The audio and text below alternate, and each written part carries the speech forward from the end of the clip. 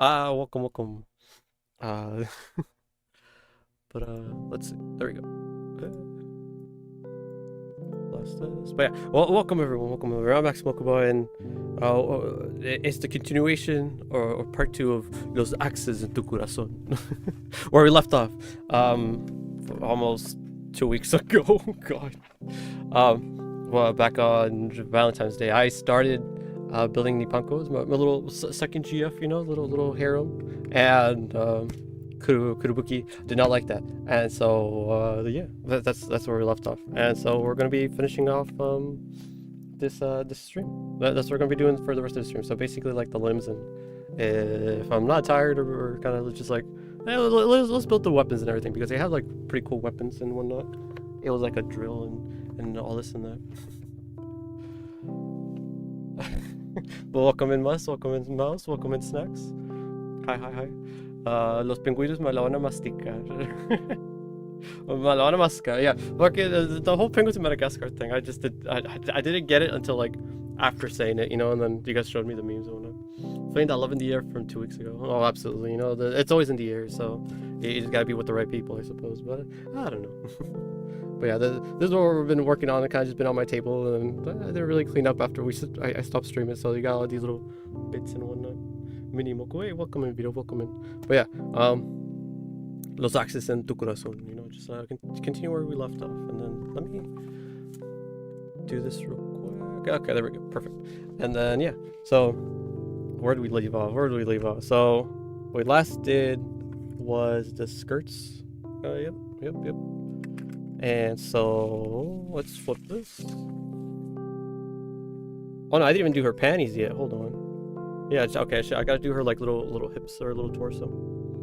Yeah. Okay. We'll continue on that. Let me see. Hold on. Okay.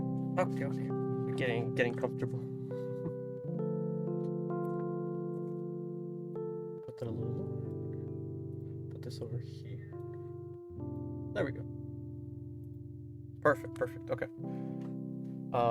But quite a lot of stuff has been happening these past 2 weeks. Quite a lot, and I was not ready for it. Turn down the BGM more. Okay, yeah. Let me see. I wasn't entirely sure how to. Unless I'm a little low or the BGM's a little high or something. But yeah, I have it. Okay, that's maybe a little more. I like that. Yeah. So I want to cover this BGM. Yeah, and I did send you the link for it, the little vocal room where I originally found it, and so but yeah, let me know how that goes. Right, there's a lot of things to cover and try out, and a whole bunch of projects, But yes. So these past 2 weeks, I've been around, not away, but around, But pop into people's stream from time to time and seeing what's going on and all this and that. Popping into Discords and chatting with people and just behind the scenes stuff, I suppose. But apart from that, the life outside the stump is pretty nuts. Pretty fucking nuts. As you guys might know, I've been studying and working towards becoming a CNA, which I completed. But now what I gotta do is take the state test. State test to be an official white mage, white wizard. And so, just kind of waiting for this next week. It's already here. It's already here for the skill test. Already here for the state test. So you gotta like do it on computers and show your knowledge and whatnot. Pretty sick. Pretty exciting. Pretty nerve-wracking. But I've been studying my ass off more so than usual. So I'm feeling pretty confident with it. So yeah, and if not, I'll just retake the test until I'm out of tries, and then just see where I go from there. Until I get it. Ultimately, that's the goal. And hopefully the first try is all that I need. But well, we'll see how it goes. But yes.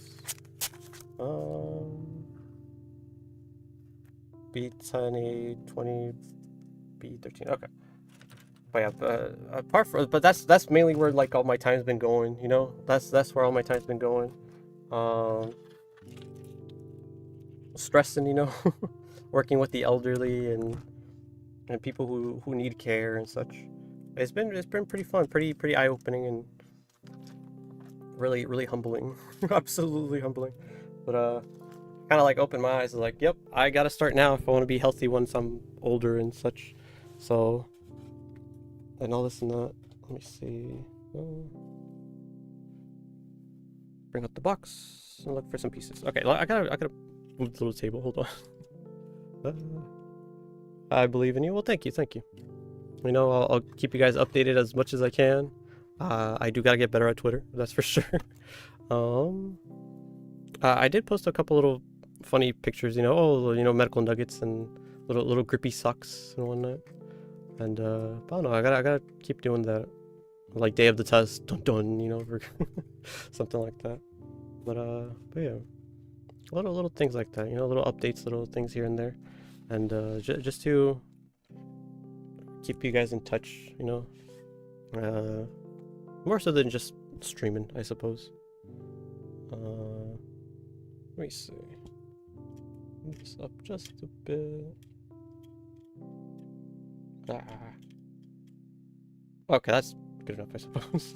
But yeah, apart from that, nothing much has been going on really. Just oh no, actually, I have been working towards getting new projects and stuff. I know I'm kind of have a backlog now.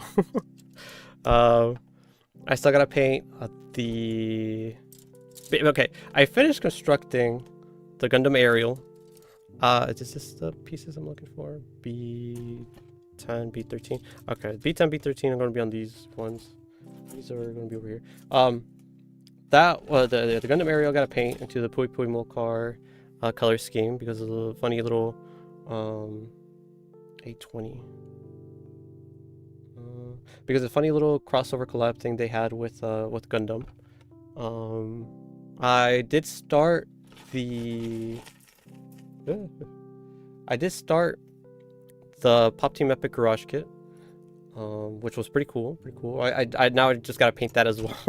Okay, mainly all the projects I gotta do is just painting, you know, just But yeah, I've been practicing with the airbrushing, and but it's still very difficult. I still like gotta work out the kinks, get the little finer details, and not choke on stream, you know, just not have it mess up and whatnot.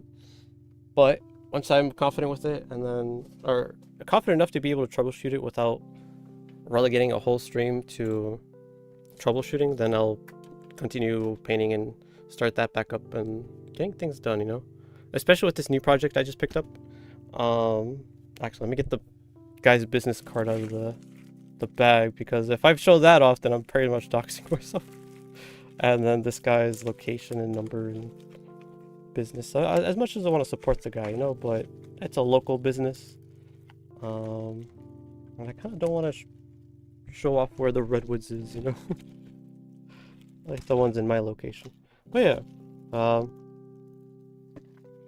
3D printing, resin printing, and whatnot. Again, there's just local places you could just do that, which I did not know until very recently. And so then I looked it up, I googled it, you know, and I got a kit I've been saving since like April last year. You know, it's like, oh my god, this is so cool. I wanna work on it one day on stream. But my dumbass was like, you know what, I'm gonna get a job, I'm gonna start saving up, I'm gonna get a 3D printer and all this and that. And just never have yet, you know. It's still work in progress.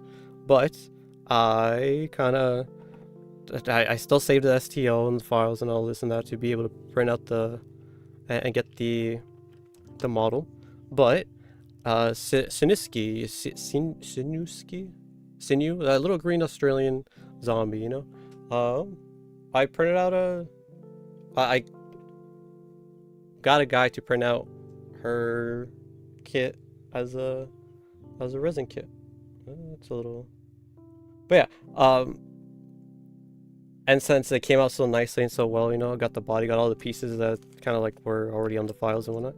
Came out really nicely. The guy even offered to like sand it himself. It could have been a little better, but I'll clean up the little places here and there myself. But I very much appreciate it, you know, my God. It does save a lot of the work for me. But apart from that, now I just gotta kind of clean it, because like he sent it off and everything, but I still imagine I still gotta get like the mold releases and everything. I mean, usually that's what you do after printing something, but regardless, I'll still be doing that, you know, get the simple green, kind of like scrub it off and all this and that. Then prime it. It's all gonna be off screen, you know. Priming needs like well ventilated areas in my little place. Is it the best for priming? I mean, I got my bottle right here, but like, yeah. But I want to start this project in April. So what I gotta be doing is really like getting serious about the Pop Team Epic little two figures. I want to have those two finished by the end of March, ideally, and but yeah, mainly what I gotta do for what the next steps for the Pop Team Epic is kind of just get them pinned and pieced together and then paint them. You know, that's literally it. And it shouldn't be hard, but I've been slacking on it quite a lot. Yeah, and it'd be pretty perfect if I did this in March, you know, like green zombie and then month of green and all this and that. But I'll think about it. I'll probably switch the projects actually. Now that I'm saying this out loud, but I don't know. But yeah, sexy zombie is gonna be a sick project. No, absolutely. I feel like this will be easier too because like compared to like the two little garage kits compared to one big kit, you know, I feel like I'll probably go for that. Because it'll be like easier like airbrush strokes and all this and that. So it's like one big leg, you know, one big torso, one big this, one big that, and then it'll be easier kind of to like what do you call it? Fucking liquid latex and not liquid latex, liquid masking everything over the body parts that like need separating and whatnot. And even then, like I could just like do all that. I feel like I'll probably jump on this. What the fuck? Or like something fall outside. Focus? No, absolutely. But I'll figure something out. I'll figure something out. The production and the production line, you know. There we go. That's what I'm trying to figure out here. But it was kind of heavy, you know. Like I know it's like out of resin, but like this has weight. Like the base is like solid. So it was pretty interesting seeing how big of a kit it is too. She's like, I don't know, it's pretty big. But we'll see once we're done. You know, we'll see once we're done. We'll see once we come across it. But I've been wanting to do a lot of projects like that. You know, kind of like I'm a pretty big VTuber fan. You know, I enjoy the tubas and whatnot, both the freak and the hollows and all this and that. But to be able to get figures or like miniatures or just something like physical, you know, like I've always been a big merch guy. I will say. I'm not a fan of like acrylics or like little things here and there that I don't know. I like the bigger things. I like the collectibles. So if they are struggling to like produce them, you know, it's a pretty tough process to get a figure done or something. But thankfully there are people out there who are pretty cracked when it comes to 3D printing and 3D modeling and all this and that. So let me get that STL, let me figure something out, and then I'll start printing them. And that's exactly what I've been doing, you know, or been saving to do. There you go. Let's see. But yeah, we got a whole bunch of projects I'm working on and have ideas for. We'll just get them all done, you know. We'll get them all done. There's no rush. There's no due date. No nothing stopping us. We'll make it all happen. But yeah, one little step at a time, you know. There you go.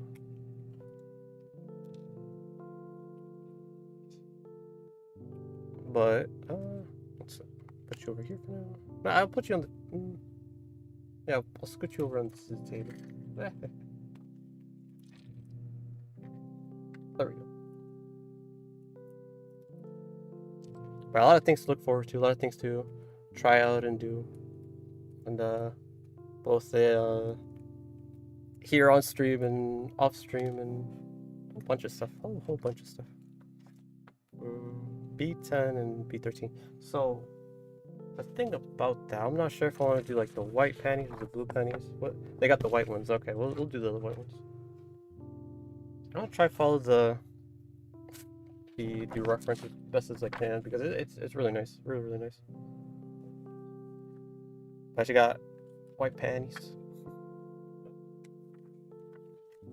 I think there's like even like a decal for like Huma Pun. I think like the little striped underwear.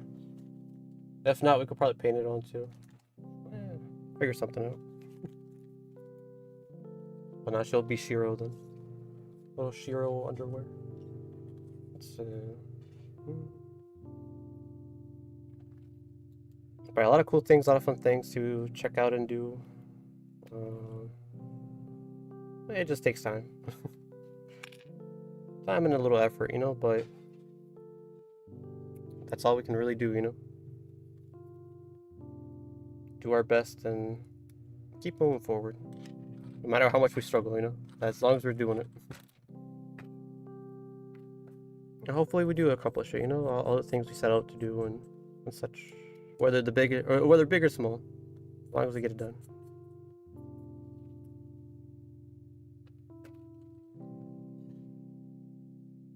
I feel like I'm taking big steps right now, you know, with the whole CNA thing. Get that done, get a job immediately, and then get some cash, and then boost up the streams, and then a whole bunch of things, you know, like a little... It all lines up, I feel like. Be able to get new games, be able to get more kits and more exciting, not materials, but what's it called? Supplies? There you go. One thing though, I plan on getting tomorrow, because I'm not streaming tomorrow, but tomorrow, I'll pick up some clay.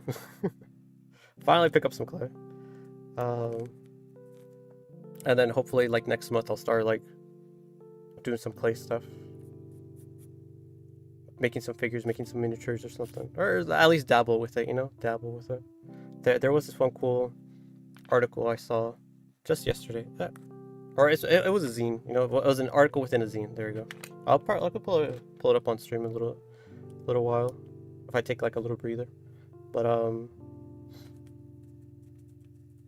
basically like what the zine was, like it was about like miniature gaming and fantasy games and role playing, all this and that, you know. It was a little nerdy stuff, a zine called 28, and volume 5.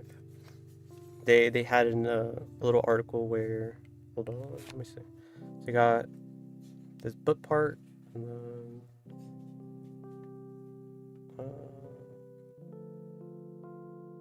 hold on, this is weird. Okay, no, but let's try the front of the panties and then the back of this. Okay. But yeah, basically in the article on the zine, they were like, hold on, because there's like a huge like reflection. I just realized, not reflection, but like a whole bunch of like light, you know. It's kind of annoying. At least what I'm seeing on like here on OBS. There we go. That's a little better, I feel like. But yeah, really cool stuff, you know. They were like building, or not building, but making, like physically making, like out of wire and out of clay. Really cool to see. Kind of like the construction of a model kit. Not a model kit. Fuck, I keep saying that, but of a miniature. They were making a miniature. There you go. And I kind of want to try it on stream. You know, it definitely won't not come out nice.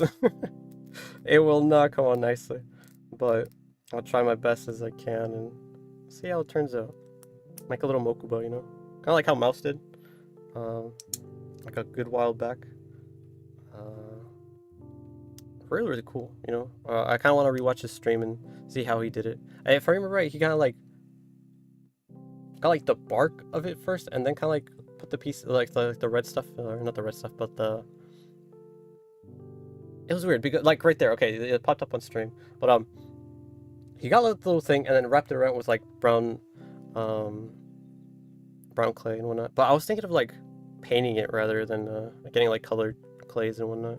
So, but I'll show the example as well that I saw from the zine, and then yeah. But apart from that, I was kind of just like looking at like a whole bunch of like miniatures and like whole like little nerdy techniques and whatnot, and we're done with the panties now. So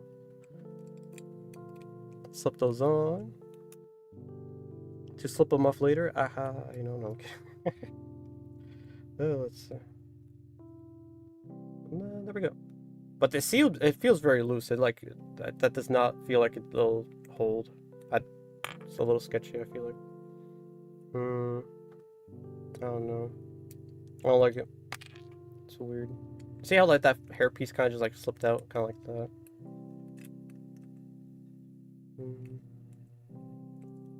Oh no.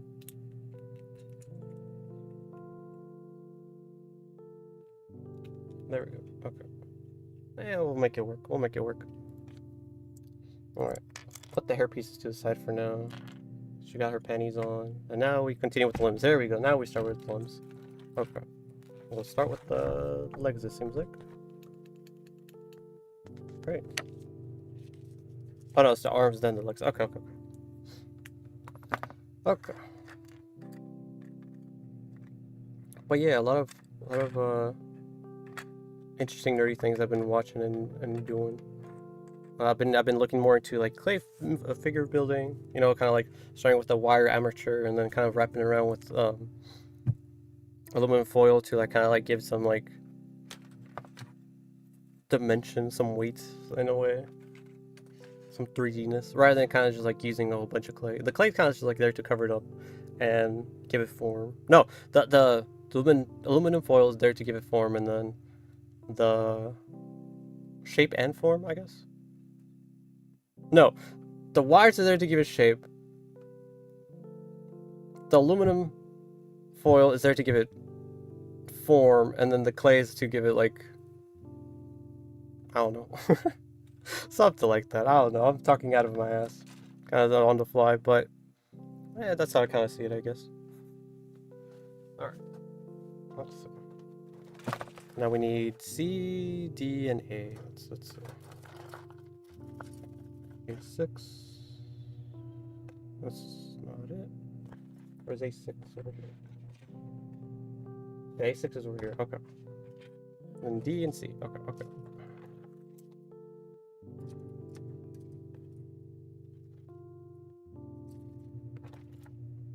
D will be 3.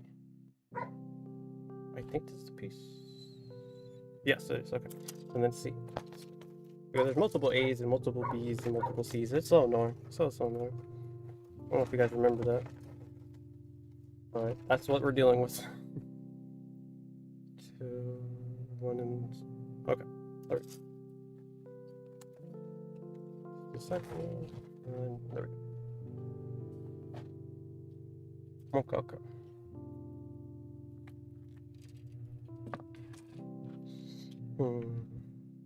A6. There we go. Oh, this is C, so C 1 and 2. But a lot of fun things coming up. A lot of fun things, I feel like. Yeah, exciting for me at least. It's definitely gonna be like slow until I get the actual thing finished, but once it's finished, it'll be pretty hype.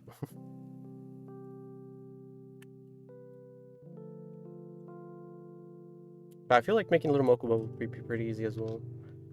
Kind of copy what like Mouse did, but kind of get a ball of aluminum foil and kind of like wrap that up, and then get another little piece and slap it for the face, and then make a little axe and whatnot, little axe head and handle, and little things like that. Be all mushy. And then A6. No, it's D3. But yeah, just keep an eye out, I suppose, for when it all goes down. And then D6. No, A6. Yeah, A6. Sorry.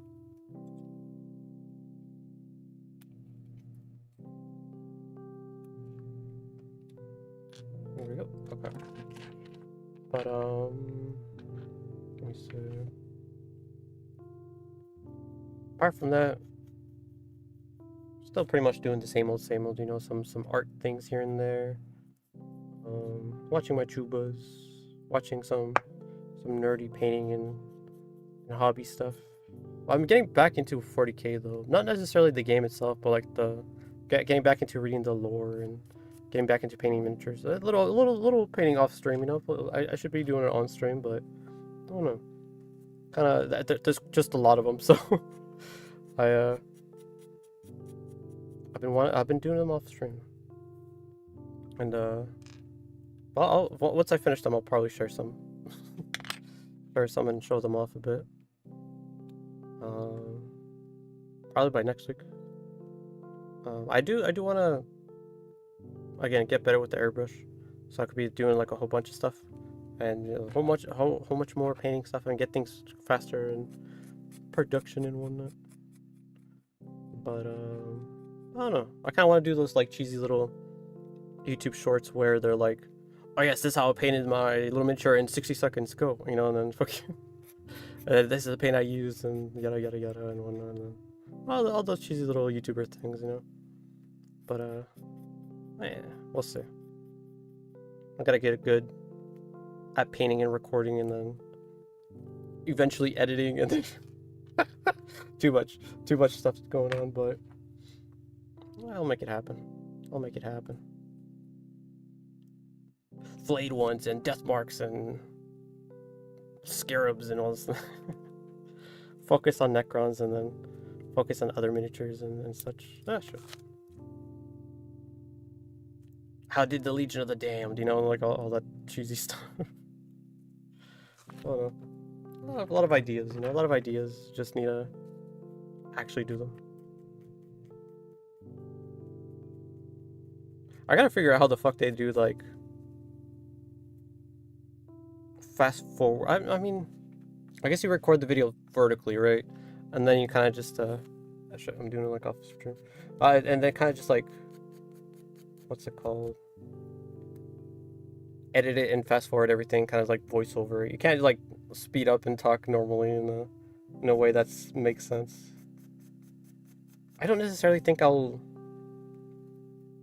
add captions to it, because seeing the painting process and then seeing the captions and then also listening to the voice, that'll just be overwhelming. But I feel like that's also the point of shorts and TikToks and all this and that. So I don't know. I'll figure something out. Watch a couple more shorts, get an idea of what I want to do, and then make it happen. Not exactly copy somebody one-to-one, but get a feel for what they're doing. Like, be inspired by it. Get this piece. This piece. Okay.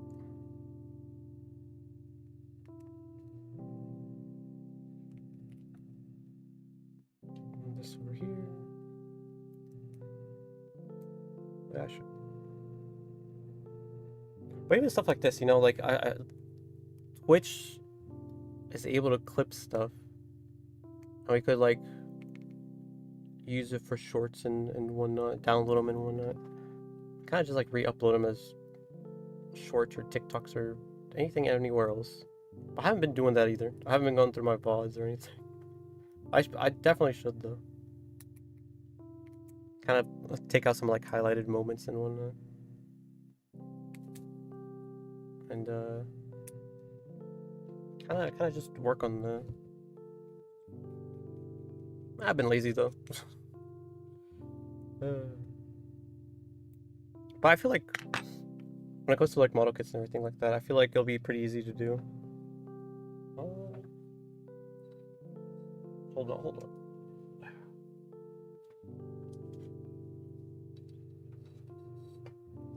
But model kits and miniatures and such, things like that.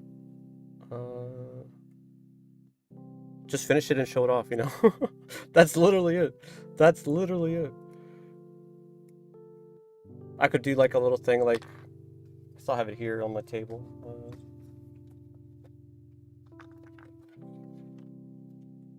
like the whole script will be like the Gundam Ariel and Pui Pui, what? And then kind of like show off and explain the little crossover they had.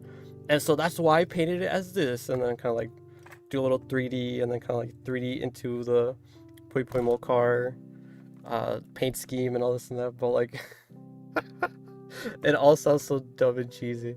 But at the same time, that's what the people want, you know. That's the dumb, fun, entertaining thing about it all. But I don't know. I feel like it'll be pretty cool. Kind of like explaining and kind of give a background of something like people might not even know, you know. And it's not like they had a whole episode like together, but it's like there was promotion art, and then they kind of lined up and made it happen, you know. I should definitely like write something down for it though,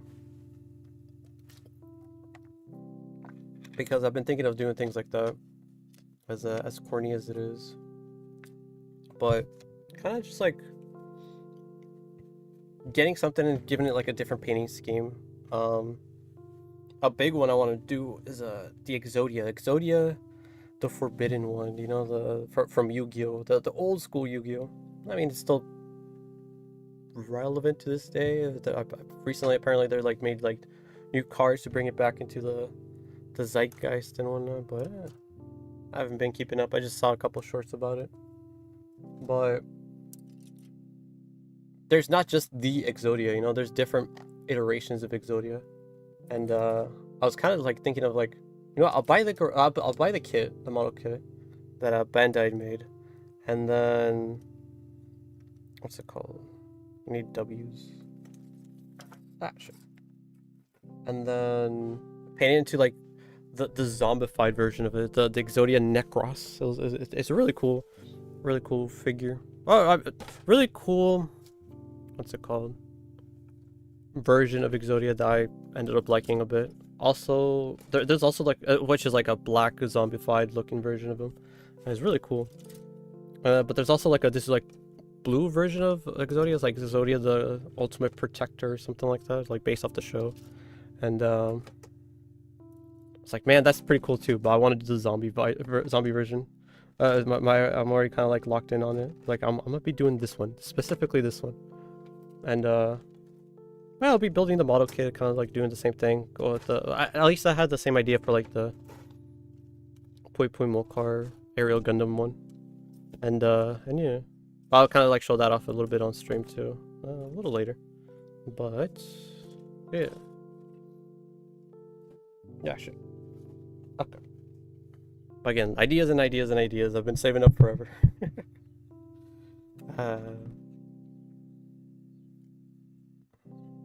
W1 and W2. Okay.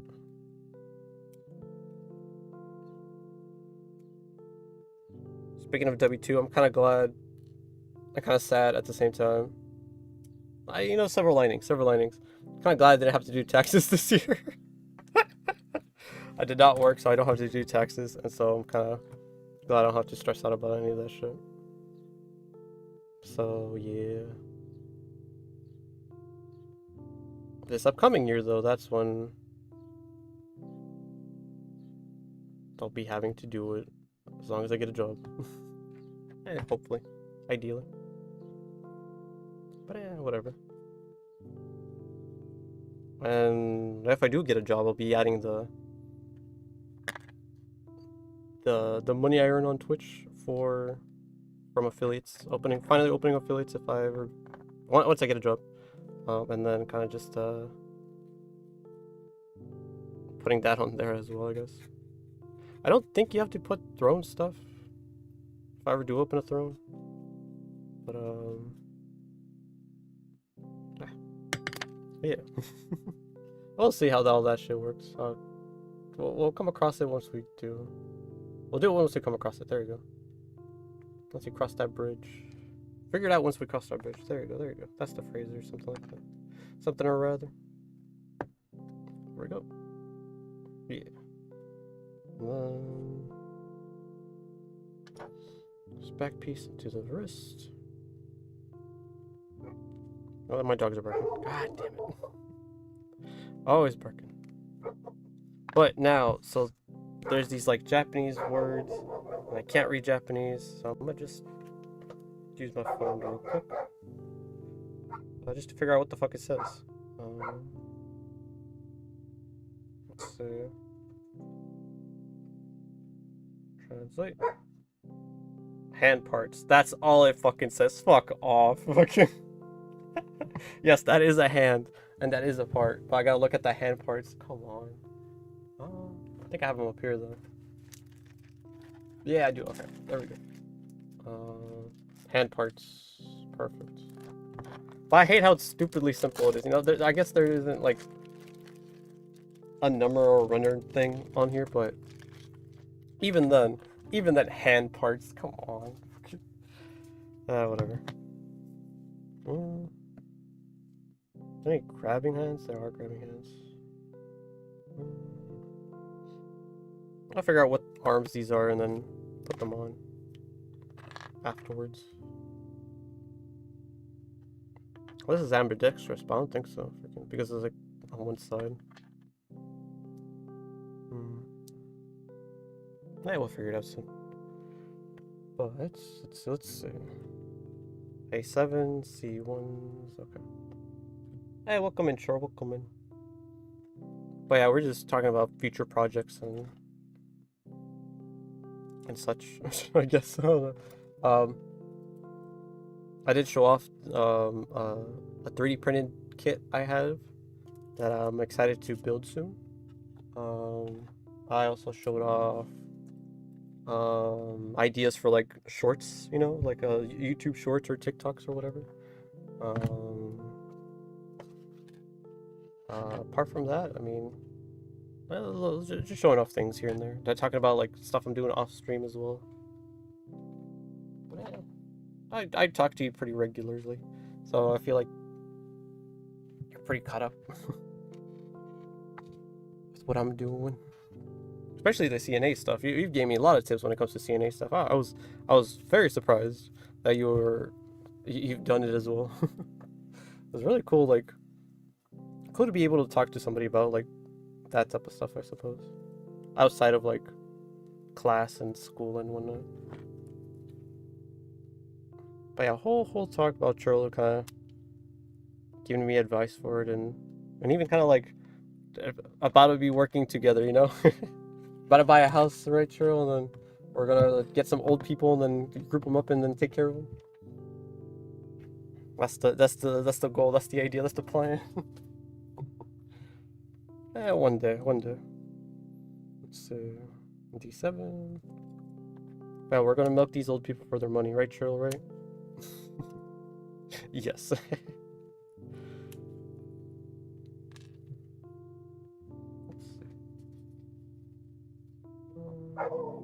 There goes my dogs.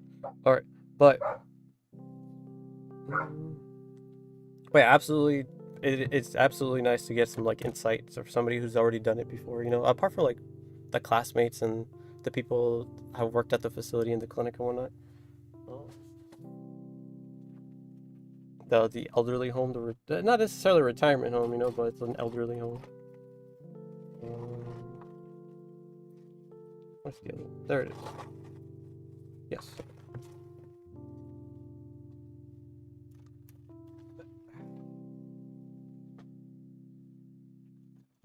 Well, a lot of interesting things like that, you know. Just to be able to learn and pick up from anywhere and everywhere.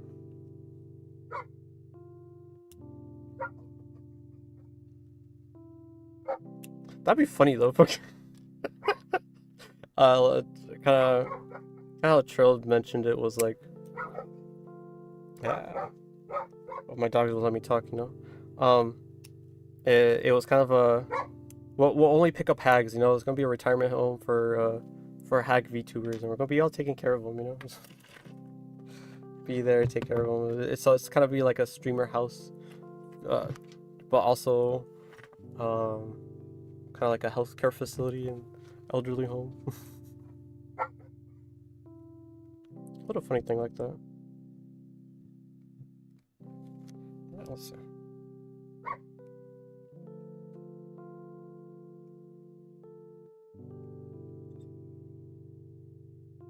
But plans, you know, plans on plans. You could, after getting the CNA thing, I could just basically take it anywhere. be able to take it around the world, be able to take it around the country. But I feel like I gotta fully understand what it is to be a CNA and what the duties are. Because if you're gonna be going to like different hospitals and travel and whatnot as a CNA for like a job, they expect you to know what you're doing. You better know what you're doing, and then you gotta know how everything runs before anybody even has to tell you, without needing anybody to tell you. I mean, but it seems really really interesting when it comes to that type of stuff, because like you get paid for traveling, you get paid for accommodation, all this and that. From my understanding, at least, but I guess different agencies do it differently, you know. But you pay for yourself and they reimburse you, or they give you like a budget up front. I don't know. It all depends on who you're talking to, who you're working with, and yada yada yada. But I don't know if I'll be ready for something like that, you know. Especially just coming out of class. So would I be able to take care of any in every situation yet? Nope. But hopefully within 6 months, you know, I'll be able to be aware and take care of anything and everything that's in my way when it comes to CNA. Hey Sakamoto, welcome in, welcome in. I Sakamoto-san. But yeah, just building some model kits here, you know. It's supposed to be like a part 2 Valentine stream, but it's 2 weeks out. Basically 2 weeks out from when Valentine's was, and as long as we get it done, I suppose. But yeah, parte de los axes en tu corazón. the finale, you know, the season finale.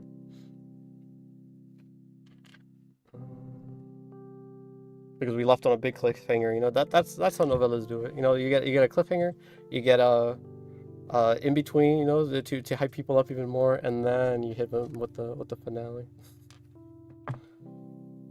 You get a rerun to like the greatest episode that like leads up to everything here, and then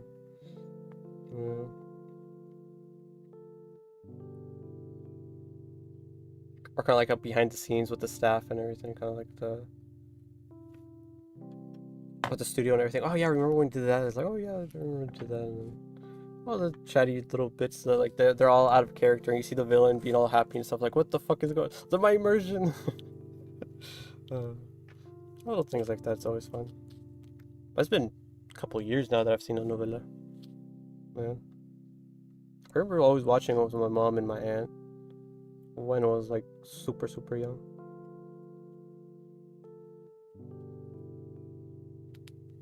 Yeah, I guess just watching more TV when I was younger. That always helps as well. Especially during summer vacation, you know, because like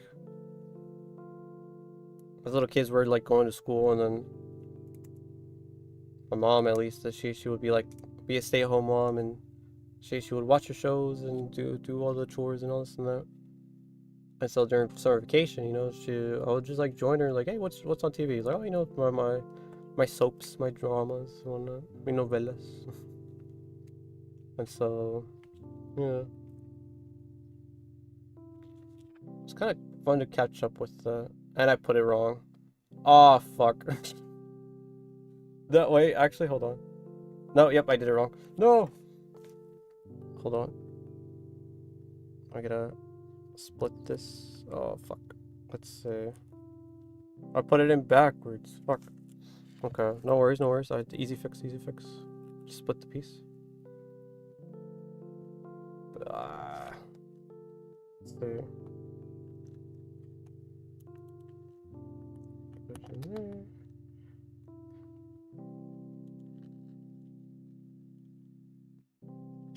Okay, there we go. I'll flip it. It was put in wrong. But one little thing like that, you know, fucking just fucks up the whole kit. I hate shit like that. It makes sense as to why you gotta like follow the instructions precisely, you know, for it to like, you know, now it's like slides in rather than kind of like bowed out and everything. So, yeah. just a little messed up, but you can barely even see. You can barely even see. Pay no attention to it.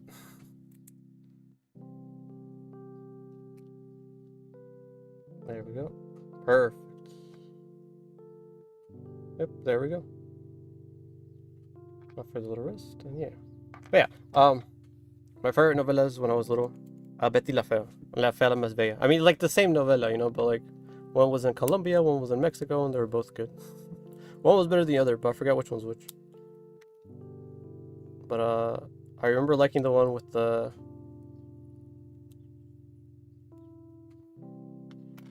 I always forget his name, but he was the host of a game show. That's the only way I remember like which one it was. Because in that version, the version with the host was a game show. I think it was the Mexican version. But that version was like that one had the hotter ladies in it. All the like the office ladies and whatnot. But now that I'm thinking about it, that makes sense, I guess. For like a little bit of fascination for office women, office ladies. Oh no. It wasn't enough to shape my taste, but it was enough to grab my attention, you know? There you go. Best way to describe it. But apart from that, what other telenovelas did I watch as a kid?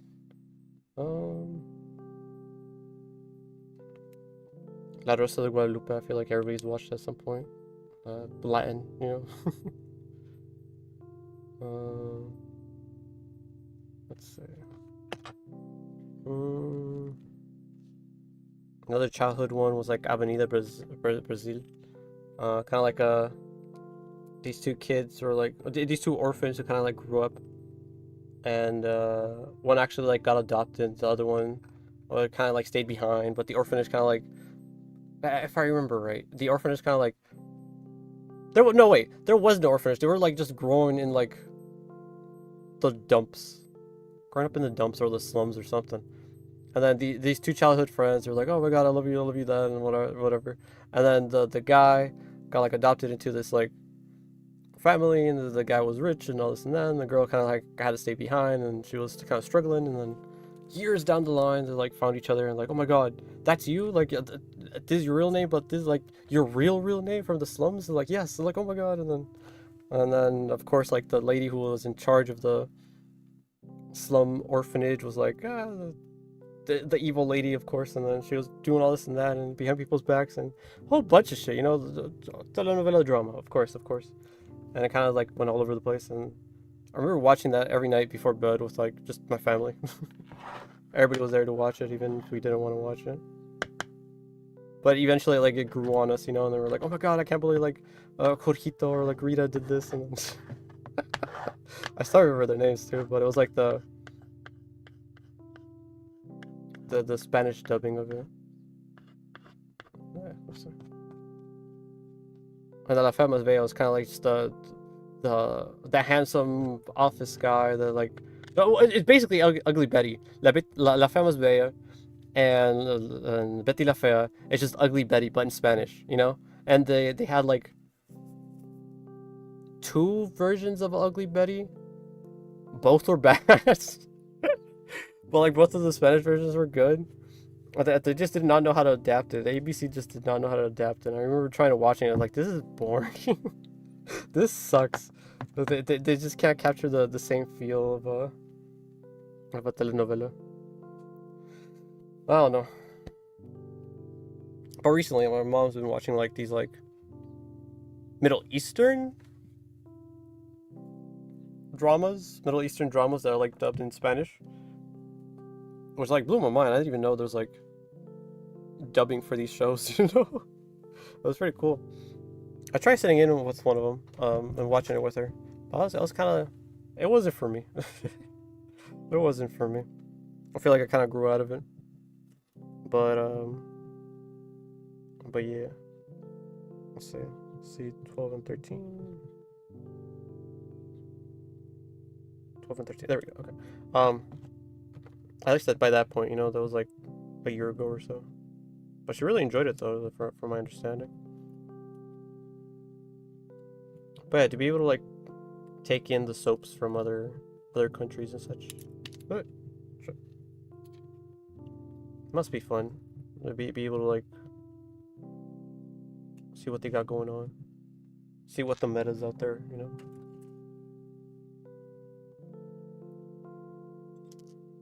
But yeah, I remember those like old Bollywood memes or like Bollywood dramas and whatnot. It would be like just flashing on the screen, you don't know what the fuck's going on, and less than that, like what the fuck? what is what's going on here? But it's just like overwhelming, you know, like the whole like brain rot, overwhelming sensory overload before it was even a meme. They just like perfected it before it was even a thing.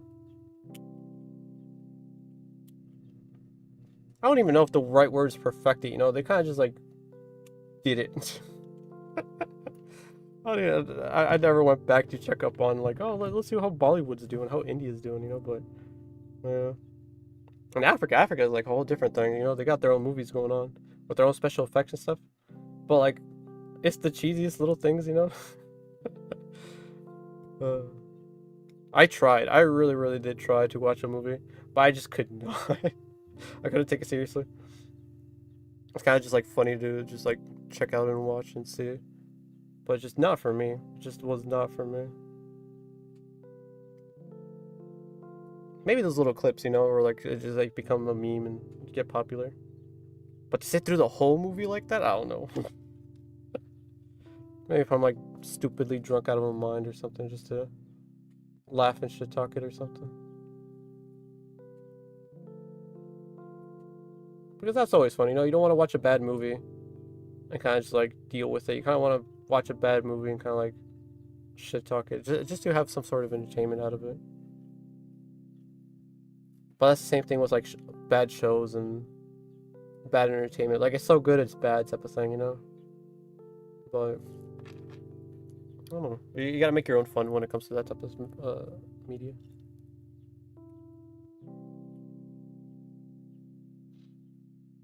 But yeah.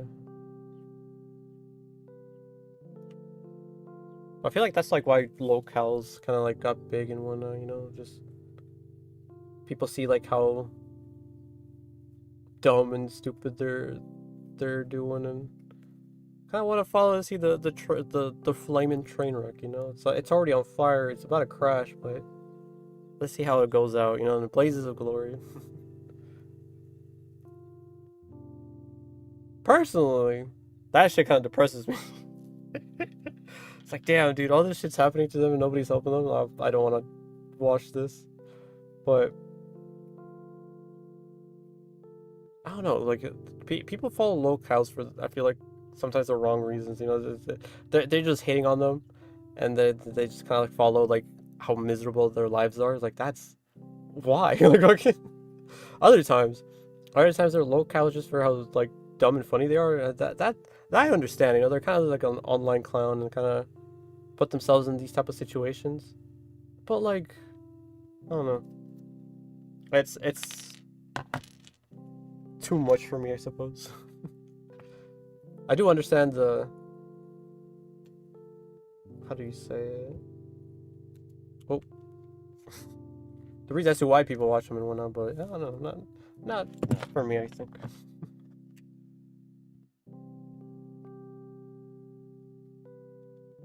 But I don't know, when it comes to that type of stuff, I feel like I'm a little too serious for it. Sometimes you gotta learn to like let back and just like laugh. I don't know. Be a little more like accepting of it, I guess. I don't know. Not overthink it. I don't know. I'll figure it out, I guess. Let's see. But at the same time, you know, not everybody has to like follow the trends and this and that, so I don't know. I don't know.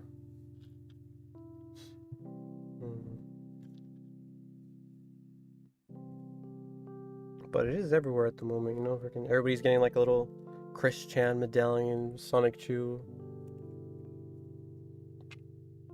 thing for their PNG tubers and VTubers and such. Everybody's getting like a little Chris Chan striped shirt and whatnot. It's funny to say, but like, I don't know. It is interesting to follow Chris Chan though, I will say.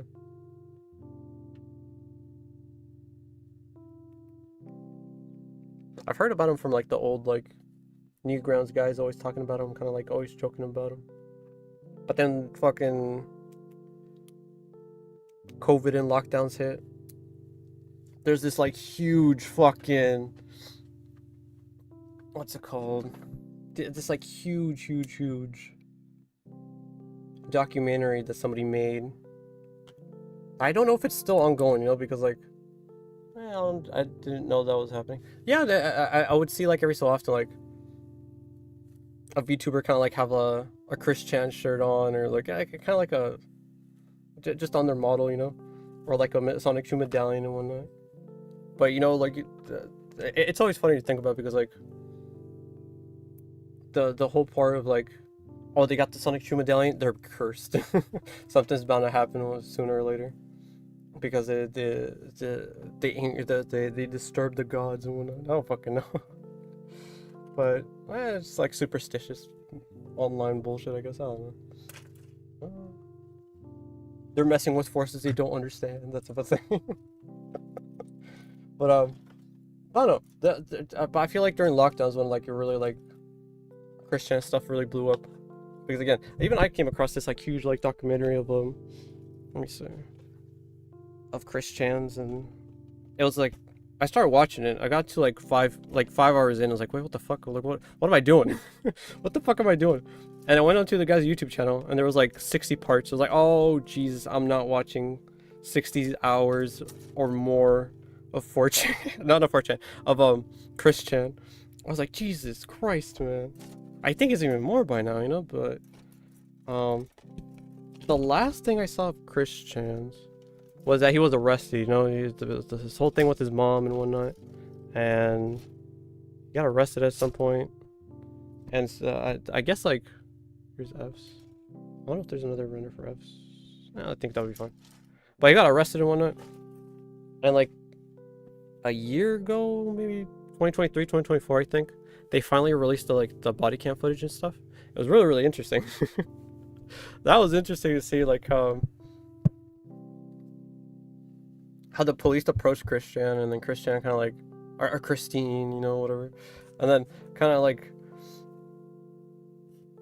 how they confronted him, and kind of like how Christian was like very like forward and kind of like, I forgot the word, compliant. He was very compliant, you know. He's a very like yes, I understand what's going on, all this and that, but you gotta understand, my husband is in the room, you know. He's from another dimension, all this and that, and like, but he's also like part of my polycule and all this and that. I was like, what the fuck is going on? The cops are just like, what, huh, like what, all right, like, but I'm also famous on the internet. It's like, yeah, whatever, dude. And then all you see is like these crowds of people kind of like surrounding the area, kind of like just like tracking down what's happening to Christian. And the cops are like looking at each other and talking to each other like, what the fuck is going on? Like, it was pretty funny. And then he got like, went to jail for like a year and a half, maybe more, maybe less, I don't know. But he's out now, so crazy stuff though, crazy stuff. And what was the whole thing about, like, he got his girlfriend pregnant, but it didn't actually happen, and then like, who knows what the fuck is going on now. But a lot of shit's happening with Christian, I suppose. I just don't keep up with it. I just hear things and remember it. I don't know. But yeah. Crazy stuff though. A lot of people are definitely fanatics for him, and it's cool to see. But I'll enjoy from afar. Yeah, that whole thing. Yeah. But it is entertainment, you know. People do enjoy seeing other people doing other things. I guess. And then you got streaming and VTubing and all this and that, and blogs and accounts. I don't know, a lot of interesting things out there, you know, to follow and find out about and and such. But no, I feel like following communities rather than following personalities is a thing for me rather instead. But I guess following people and being part of those communities are different levels, I guess. I don't know what I'm talking about.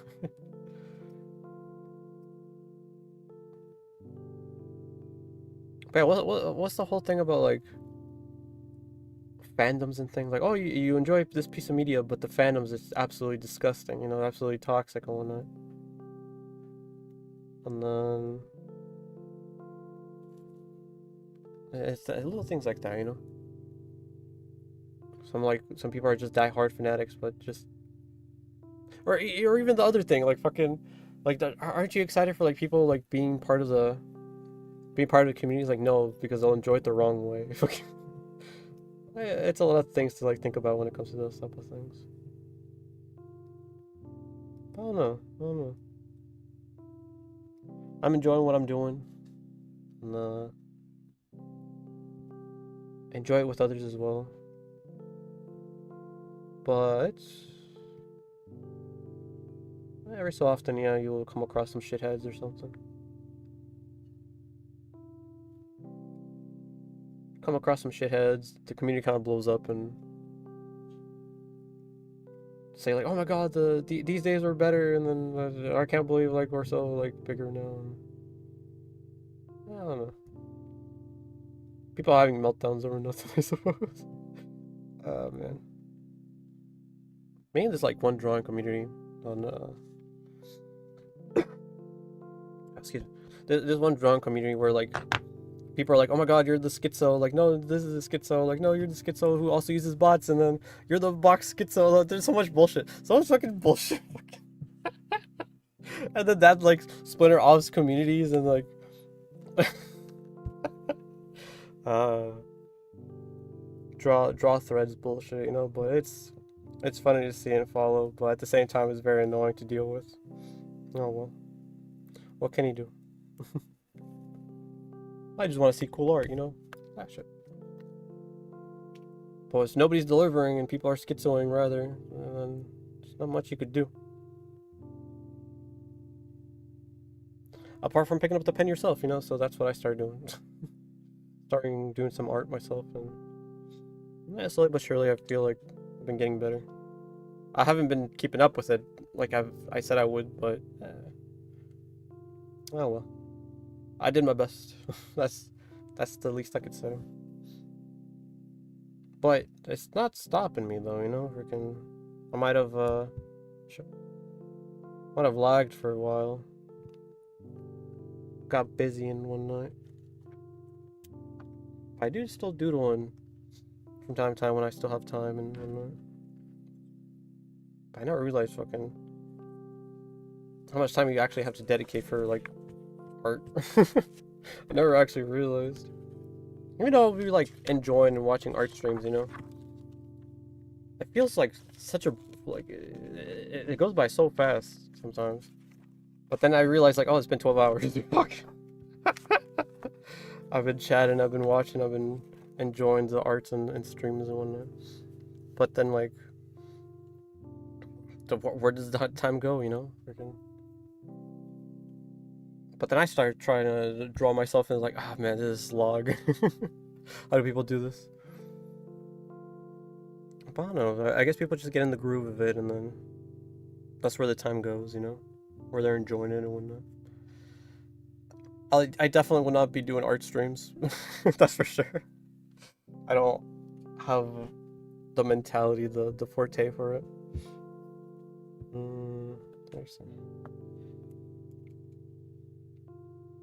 But more power to those who can, you know. Shit's tough. Tougher than I realized, I suppose. But I guess that's also part of like the marathon streaming, you know. I get burnt out around like the 3 hour mark, usually. These people are like fucking pushing the hours, you know. It's insane. Insane. Absolutely insane.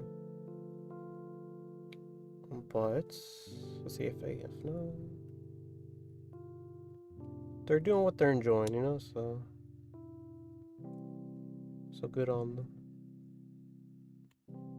I don't know, I enjoy what I do too, you know. But I should be doing it more often.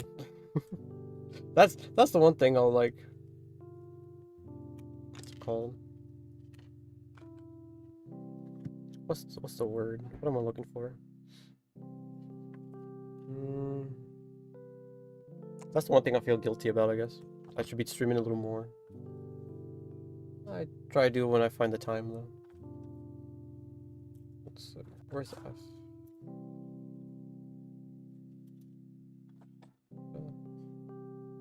B, A. Nope, none of these. Fuck, okay.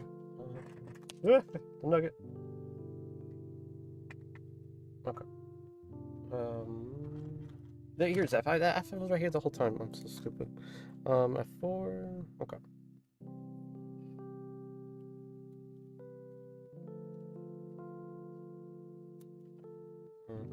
There we go. Let's see. There we go. But yeah, little things like that, you know, just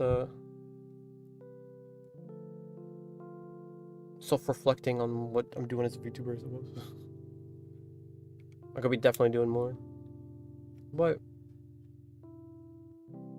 at the same time, I'm doing it at my own pace. You know, there's nobody I want to compete with. There's nobody I'm rushing to be like or anything. So as long as I'm doing it, I'm enjoying it. That's all that matters to me. At least I feel like, you know.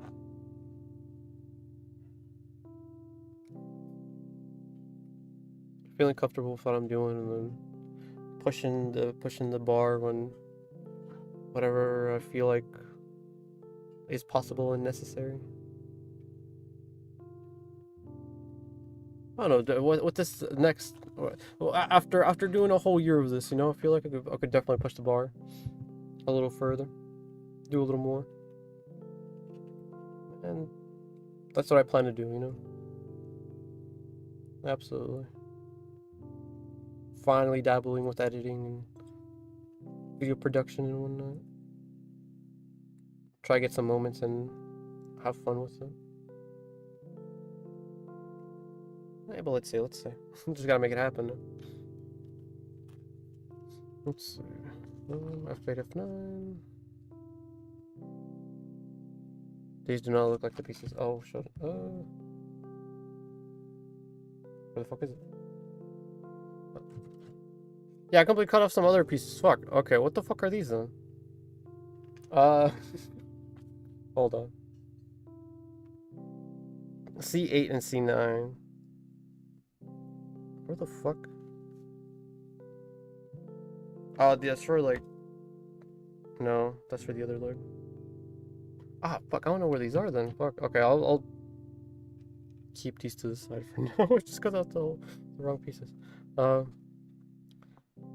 gotta remember for later. Okay.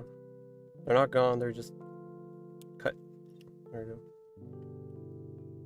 Now I'll cut out the right pieces. Let's see.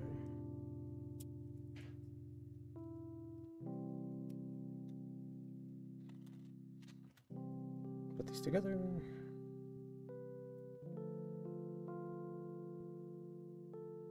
I hear my neighbors playing music. It's funny. Putting like mariachi and whatnot. Banda. On a Tuesday though? What the fuck? Hold on. I don't think it's like a birthday or anything, so I'm kind of like confused. I don't know. They're doing something, I suppose.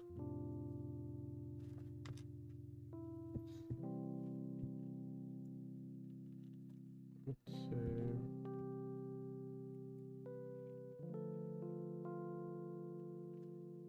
Even over my headphones, you know, freaking. Shit, they're just blasting. I don't know if it's getting picked up either. Oh man. Oh well. As long as they're having fun, I suppose.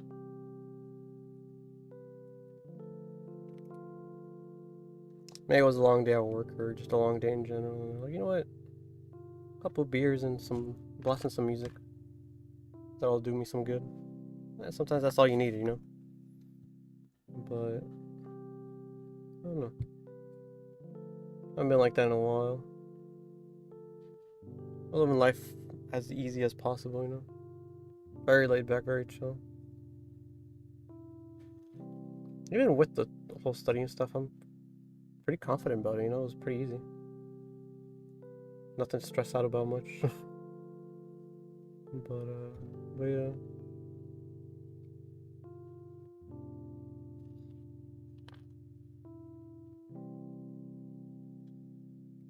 Thankfully, though, I don't have to worry about much.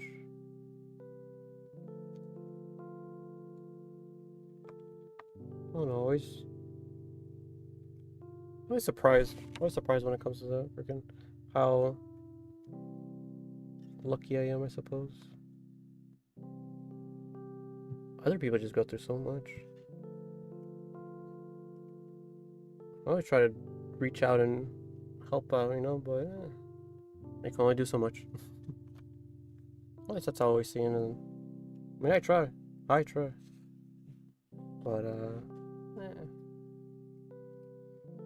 what can he do?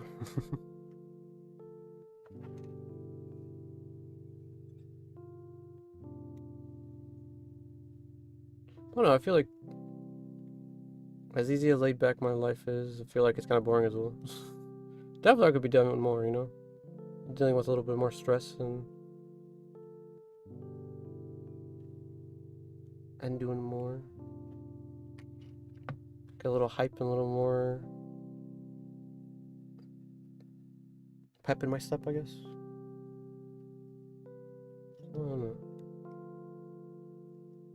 I guess the last stressful thing I did was VTubing, you know, just going actually out there and actually doing all this. I don't know.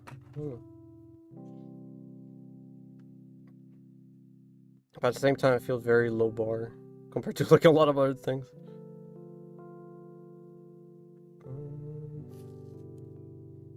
It says to put down the tapered part, but I think, yeah, like that. Okay. Yeah, like that. Okay. And then, let's see.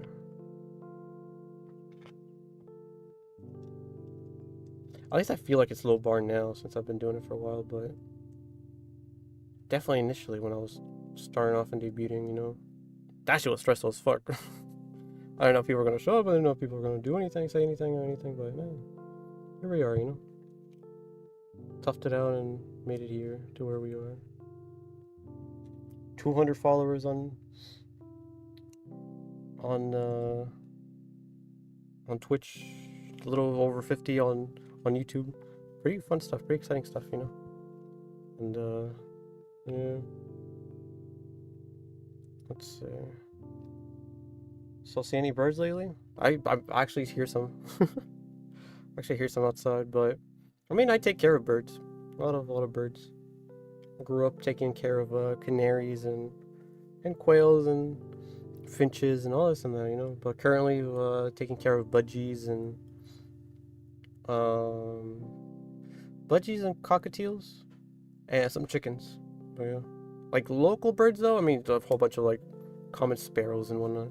Nothing interesting, at least where I am. But that's why I kind of want to go out to like the forest and see some like actual interesting things. Oh, at one point, yeah, we did raise like a falcon. It was pretty cool. But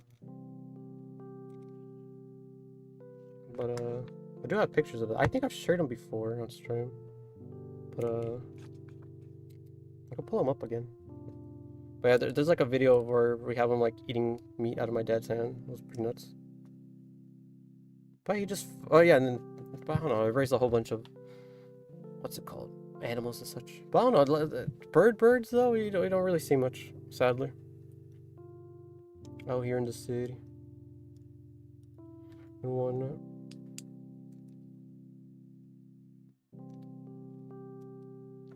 Every so often you see like a pigeon. It's like, what the fuck are you doing here? So out of like nowhere.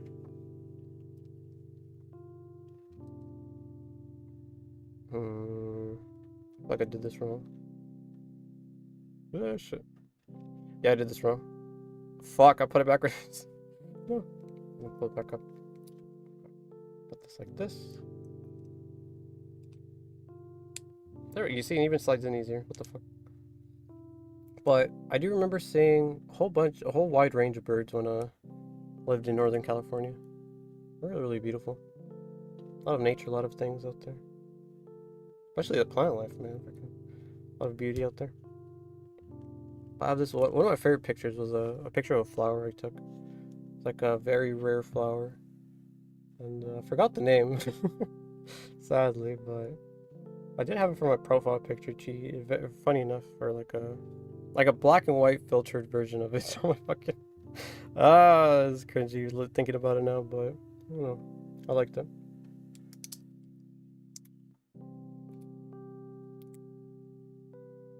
Let's see. I don't know. You would I would see like a lot of like cool, interesting birds out there. Like you would see like blue jays and whatnot. Some owls. I was lucky to see an owl out there. And I don't know. Out here, not much. Not much. But at the same time, I feel like if you go in like the more naturey areas in my area currently, I just won't see much. Maybe some lizards here and there, but not much birds. I wish though. I wish you really did, but oh well. But that's why I kind of want to go like venturing out a little more. You know, go outside my bubble. like I was just saying, add a little more stress to my life. Kind of start exploring and going out more, and see new things, I suppose. See new things and experience new things. It would not hurt, you know, fucking. At least that's what I tell myself. You don't know what the fuck happens. Gotta pop that bubble, yeah. I gotta leave the stump. It's scary but important. Oh, absolutely, absolutely. Yeah. I gotta grow up someday, you know, but one day. I don't know. I've been on a couple of adventures myself, you know, freaking travel out of state by myself and go to a couple conventions, some like local things here and there, but it's been a while since I've done it, you know. It's been a good while. Nowadays I get so like tired to like go to a liquor store or something. Oh man. It's like, man, do I really want to get a drink? And like, I kind of do, but I kind of don't. I just don't. But I don't know. Hey, who knows? Next time I go to a liquor store, buy myself a lotto ticket and win, I guess. It'll be my reward for leaving the house, you know? I never grow up, but do touch grass. Oh, absolutely. You know, stay young at heart. Be a grown-ass kid. You know, like Kanye said. Well, the worst to live by, I guess. D1 and 4? Yeah. I don't know. You gotta be young at heart. All this and that. Be able to take responsibility as an adult, but at the same time, don't lose yourself when it comes to all that type of stuff. Don't forget who you are and where you're coming from and all this and that. I don't know. It's scary to stagnate, but it's also scary to grow. So, damned if you do, damned if you don't. At least that's how I see it.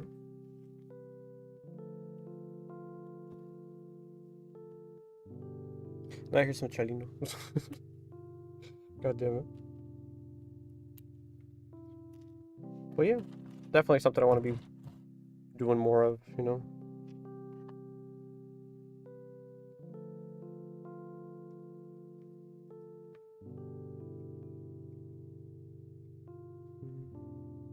Okay.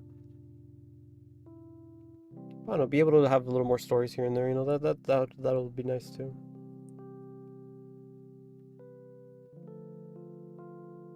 Let's see. Well, I guess the only things I've been doing recently is just like the whole CNA stuff, so I feel like I'm able to talk about it, but as long as I don't drop names or like specific things that were happening to them, you know, like the whole HIPAA thing. I don't want to breach it, so get myself in legal troubles over being a stump on Twitch, you know, releasing medical records and shit.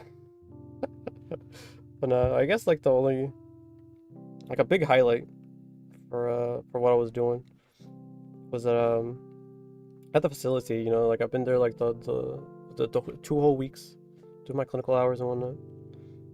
I was not aware that there's a 600-pound dude like at the facility. I was like, oh, that was pretty cool. Like, and one of the male nurses there, he asked me, he's like, hey, want to help me out? Like, because I was working with him in the morning. Really cool guy, Indonesian and whatnot. But I was kind of like tagging along with them, kind of shadowing them that day. And like after the changing a couple of beds, pretty slow morning. Taking the vitals, of like some patients right after morning and breakfast and all this and that, I put the little cuffs on their wrist and put the little oximeter, and then putting a little like what's it called, thermometer to like their forehead and kind of like scanning their foreheads. It's a little boring usual stuff. Apparently we don't do the whole like stethoscope and cuff and all this and that anymore. Everything's automated, easy to do. Do it and then move on. Do it and move on. There's a whole facility to take care of. But throughout the whole morning, the guy's like, okay, you're gonna help me out with the big guy, right? You're gonna help me with the big guy. And then I'm like, oh yeah, sure, whatever, dude. Haha, you're funny. And then the time came up, like, okay, let's get ready. He's like, what? You were serious? Like, fucking. Like, I didn't know there was a big guy. The fuck? And then, but yeah, then we enter the room, and he's like, okay, you gotta like scrub up. You gotta like put on your downing gown. You gotta put on the gloves. You gotta put on a mask. You gotta do all this and that. Oh shit! I didn't realize there was a raid. Welcome Raiders. Welcome Raiders. Welcome Raiders. But yeah, welcome third party. I hope you guys had a good stream. But I'm talking about but yeah, I'm actually I'm a white mage stuck in a stump. Just finished my CNA training and medical studies and whatnot. But yeah, welcome in third party. Welcome in Indigo. Welcome in Crispian. I'll give you a little shout out. But yeah, you guys caught me in the middle of talking about my. One of the little highlights I had during like CNA clinical trainings and whatnot. I met this big guy, the 600-pounder guy. Pretty cool guy. Really, really easy going, but he's in a tough situation, Yeah. Let's see. Shout out. Absolutely stumped. Oh, absolutely. Shout out third party, third PT. There we are. But yeah, follow third party for some cool futuristic stuff. A lot of cool things going on at his channel. And but yeah, I haven't caught up with you in a minute, but it's good to see you around. Good to see you around. But yeah, I've been away for a good while too. Again, the whole CNA stuff, studying and whatnot. I'm here today's stream, we're at the season finale of the telenovela Los Axes en tu Corazon, so building I was caught up in a little scandalous love triangle with my old girlfriend from last Valentine's Day with my new girlfriend on this Valentine's Day, and here we are building the new one. And a lot of fun things, a lot of fun things, a lot of cheesy things, and just going over little things here and there, I guess. Things and littles and all this and that. But yeah, I did hear a knock on my door. There's somebody knocking on my stump. So let me check that out real quick. It won't even last a second, but just give me 1 second. 1 second. Wait, wrong. I muted the wrong thing. Hold on.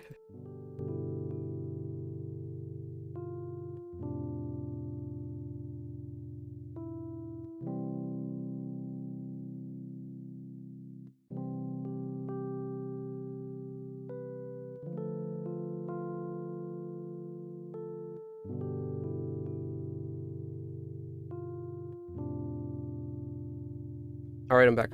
But yeah, Mocha Mom just finished making food, and she was wondering if I was hungry. I'll get some a little after stream. But yeah, whole bunch of life stuff. A whole bunch of life stuff going on, and but yeah, but good things, good things when it comes to life stuff. A whole bunch of studying, a whole bunch of big steps in life, hopefully. So yeah, I finished the class. I did my clinical hours. Now I gotta take the state test and do the skills test to prove that I'm officially worthy of becoming a CNA. Ooh. Registered as a CNA. Sorry, excuse me. Yeah. But once I get certified and registered and all this and that, I'll be able to work at the clinic I was just studying at, and then immediately get a job. So that would be pretty sick. Absolutely. Be a huge jump from having no job to a job, so that'd be pretty nuts. But yeah, what I was just going over when you guys rated me, I was going over the story of how I flipped over a 600-pound guy. Yes, my little twiggy ass, fucking, I flipped over a 600-pound guy. It was pretty nuts, pretty nuts. But bet over here the fridge. He's turning his back on the Jenny community. What do you? Yeah. But now I'm still a degenerate streamer, VTuber. Ooh.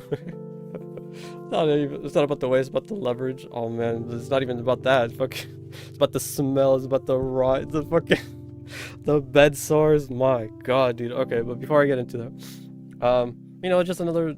I was shadowing this one guy. This one male nurse and one male CNA who's been working there for a couple of years now, and he was like, "Hey, so you wanna?" I told him, I was like, "I'll be tagging along with you." Pretty slow morning, I told him that I told him I'll tag along with him that morning, and so what we were doing was like, just taking vitals, of patients of waking up of residents that were waking up, putting a little like blood pressure cuff on their arm, and kind of like. It was like one of those automated ones, so it kind of like blows up on it by itself, and then put a little oximeter to like read the oxygenation in their blood, and then doing the little like old COVID thing where you like put a thermometer to somebody's forehead and kind of like takes their temperature, and then a whole bunch of that. And then, but like after every patient, I was like, "Hey, so you ready for the big guy?" I was like, "What's the big guy?" Like I wasn't even aware there was a big guy on the at the facility. And it's like, yeah, sure, let's go to the big guy. Okay, well later, and then. I started doing some beds. It got kind of slow. I was like, "Okay, are you ready now?" I was like, "I've been ready, man. I'm ready. Let's go. Like, okay, just give me a few, and then eventually we do go to the big guy. We go to his room. This whole big room all to himself. Kind of just him in the bed and behind some curtains, and a big TV right there, his laptop to the side. But I was not aware we had a big guy. We were getting 600-pound guy.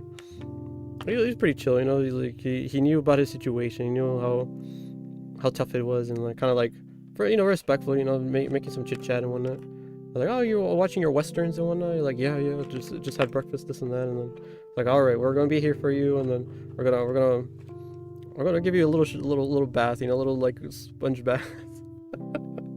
And the guy, the male nurse was like, "Okay, are you sure you can flip them?" I was like, "Yeah, I can flip them. I got this. So I flipped them. To his side, but we told the guys like, yeah, so we're gonna be turning you, we're gonna be washing your back and your legs and all this and that. Like, okay. And so like on three, all right, on three, and then he like kind of throws himself over and grabs us to like the side of the bed, like where there's a bar, and kind of like hold him up, as much as I could. And then it was tougher than I thought. It was absolutely tougher than I thought, but I was kind of like putting my whole body weight on there. No, but before we went to assess the patient or the resident, we like scrubbed up. We put our gownings and gowning downs on everything. We put on like 2 pairs of gloves, a tight pair and then like looser pair. Put on the mask and all this and that. We fully like suited up basically. But I was like, man, do we really need to do all this? Like, I was working with the elderly. Like, you don't necessarily like need all of this when doing that. But I understood as to why we were doing it when it came to the big guy. Once we were flipping him, like you just like, there's a whole bunch of crazy stuff. Scarlet Boy uses Latinx Aikido and rotate the rotund luchador. Oh man, whole bunch of things were going on, but yeah, I was kind of just helping the nurse, kind of just like scrub down the guy, and I was like, okay, we gotta put some ointment on like his wounds and everything. But like bed sores, they kind of just happen as you're laying there without much movement. If you bed rot, which is quite literally what happens, your bones and like start scraping up against the skin. Okay, at least from my understanding, the bones start scraping up against the skin over time, you know, and then eventually they start like opening, and then the blood pools and all this and that starts opening, and then it's just a wound that needs to be kind of aired out and kind of like takes time to heal, right? But without much movement and it's just opening and kind of just like there, it just gets worse and worse and worse. So now imagine for a 600-pound guy, you know, fucking, it was pretty rough. And I'm just looking at it and it's basically just cheese, like fucking. It was pretty rough. It was pretty bad, but it was eye-opening, absolutely eye-opening to like how some residents, how patients can like become, you know, like how crazy like it all is as within the medical field. Like you're not necessarily going to be like, oh yeah, you have a cold and say you know, like a little popsicle stick and whatnot, but you will see a whole bunch of everything. And I mean, I was aware of what bed sores and all this and that are from pictures in a book, you know, but to see it in person, almost quite literally face to face, I was like this close to it. Fucking I was like that close to it, kind of like holding up the guy. Pretty nuts, pretty nuts. And then even through my mask and everything, I still smelt it, and it was like eyes watering, and but like, no, we had to be there for him, you know, we had to be there for him. And it was pretty cool experience, kind of eye-opening, like I keep saying, but it was very humbling as well. Like it made me realize that what I'm doing is a good thing. Like I knew it was a good thing, but like I guess it didn't hit me like it did until that moment. You know? It's like, man, there are people out here that really do need our help, you know. Then like, because like what the elderly that I was working with, they were all pretty much like still able-bodied and to be able to like walk around with their walkers and wheelchairs and such. But this guy, you know, is just bedridden. Like he's quite literally bed rotting. So it was an interesting experience, and I kind of like realized as well throughout the whole thing, is like, man, I really gotta like get my ass up and get healthy, do a little more exercise. You know, I do my little walks here and there, do my little push-ups from time to time in the mornings, but it kind of like made me realize, like, man, if I do want to be like nice and healthy and be one of those like old people that are like up and around, you know, I gotta start now. I gotta start now. Oh man, but it is really eye-opening, really humbling, and I don't know, in a way, a warning for all you people as well. all the little termites who came into the stream, you know, which are you guys? So you know, termites are my little fan name, and yeah, you guys all live within the stump. You guys eat my flesh, you guys eat my wood, and we live parasocially, you know. So welcome. Yeah, but but yeah, a lot of fun stuff, you know, a lot of fun stuff on stream and off stream, and a lot of things going on. But let's continue building my second girlfriend. So I don't know. I feel like that was like the biggest. Fuck! I keep smacking the mic. Eat your wood? No, yes, absolutely. You guys are like living and thriving and working and living within my wood, eating and living my wood. You guys are quite literally cannibalizing me. But that's just part of your nature, you know, as termites. So you guys can't help it. Yeah. But yeah. I don't know. A lot of funny little things like that when it comes to how you guys live. Crunchy, hell yeah. But yeah, we're just building the limbs, you know. We left her as a nugget 2 weeks ago, and I kind of want to continue building her. I did build it like the, what is it, biceps and forearms. I'll connect them soon, but and then I have the hands over here. I don't know what set of hands I want to put, but yeah, they're there. And but yeah. So make sure you get your hour of exercise and eat your vegetables, kids. Things I should have done growing up, you know. But I mean, I was a pretty healthy kid, I feel like. It definitely could have been better, but it definitely could have been worse as well. I don't know. Nowadays, I feel like I'm kind of just like cruising, you know. I'm kind of just like, I feel good. But how many more days do I have like that, you know? How many more days do I feel good, and then until I'm not? I'm sure I'm already rotting in the stump, but I'm a white mage, you know. I'm trying to get better, trying to get out of here. I'm trying to uproot myself and walk amongst the living, I suppose. Yeah, little things like that. What is rich in fiber, good for regular movements? Oh, absolutely, absolutely. And from my understanding, fiber, you know, when it comes to vegetables and fruits and whatnot, that's why you want to eat like the skins of like apples and like the little like fibrous parts of like oranges. I mean, that's what oranges are, you know, the little chewy bits. But I remember as a little kid, my little brother was little Moku bro, you know, he would like chew up the juice and kind of just spit out the rest of it. I don't know. Little kid stuff, you know, little kid stuff. But what's it called? C10, C14. But yeah, all that fibrous stuff apparently is like the more plant-esque material that the body can't necessarily digest, and it helps kind of just with movements, as you said. Which is the clean way of saying it, but yeah. Make sure you eat your greens and your fruits. Oh, we're using white pieces here. Okay. Beans too. Beans are pretty good and fibrous as well. You know, got the little outlining and whatnot. But yeah, I cooked up a whole pot of beans just the other day, so I'm getting a good amount of fiber. Don't worry. No, I actually had a disease runner right here. What am I doing? But health tips with the rotting stump.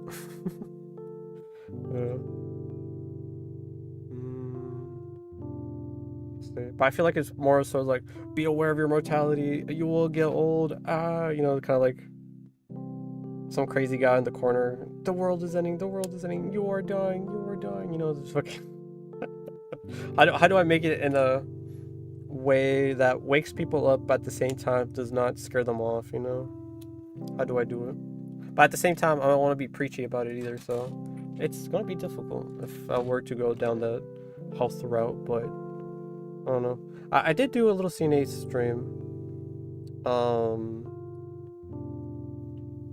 couple weeks back. I think either the end of January or the beginning of February. But it's a VOD on my YouTube. At least it should be, if I remember right. And I mean, I pretty much went over like what my classes will be and what I'm going to be experiencing, and then it's kind of like, in a way, like me talking and telling you guys like, hey, so yeah, I'm going to be not as active as before, but I'll still be around, you know.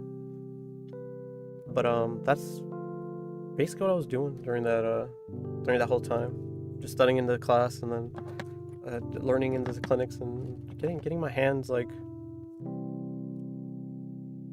well prepared for when I do take the tests and whatnot. So wish me luck, you know. Which is going to be coming up this next Monday, on the 3rd. March 3rd, you know, 3/3. But yeah, a lot of interesting things, a lot of crazy things coming up and going down. But yeah, and then I did receive my certificate for passing the class, but it was fucking there was just a huge misprint.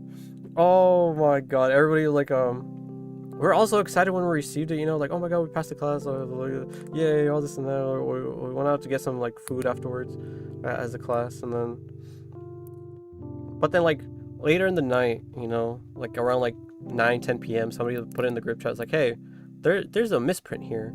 The date we finished the class, you know, like February 21st, I think, like earlier this week. But yeah.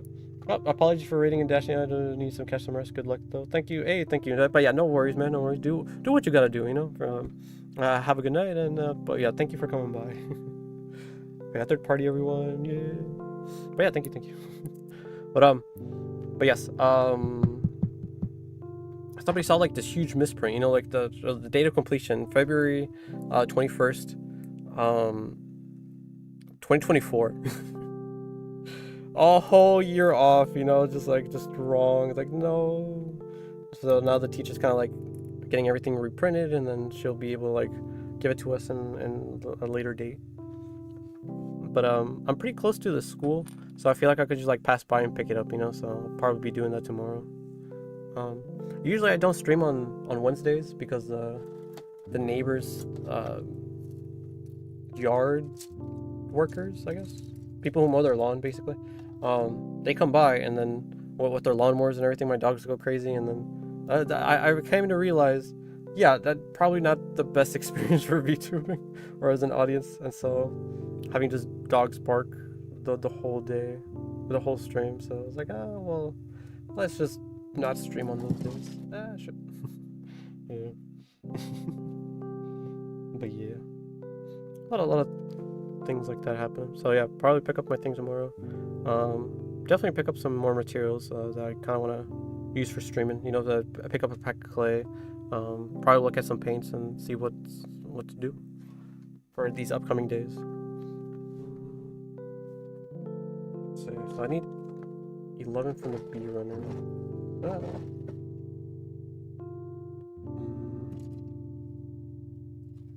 Fuck. Now they're just getting everywhere. Okay, let me see.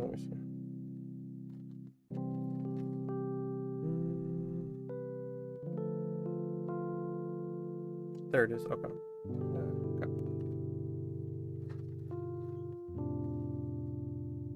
But there's also another bee runner that that has all these pieces, but is a white version of it.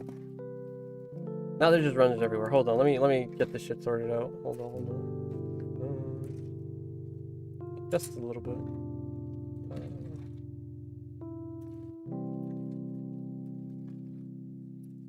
But yeah, a lot of interesting things going on. You know, a lot of friendly old people I met at the clinic.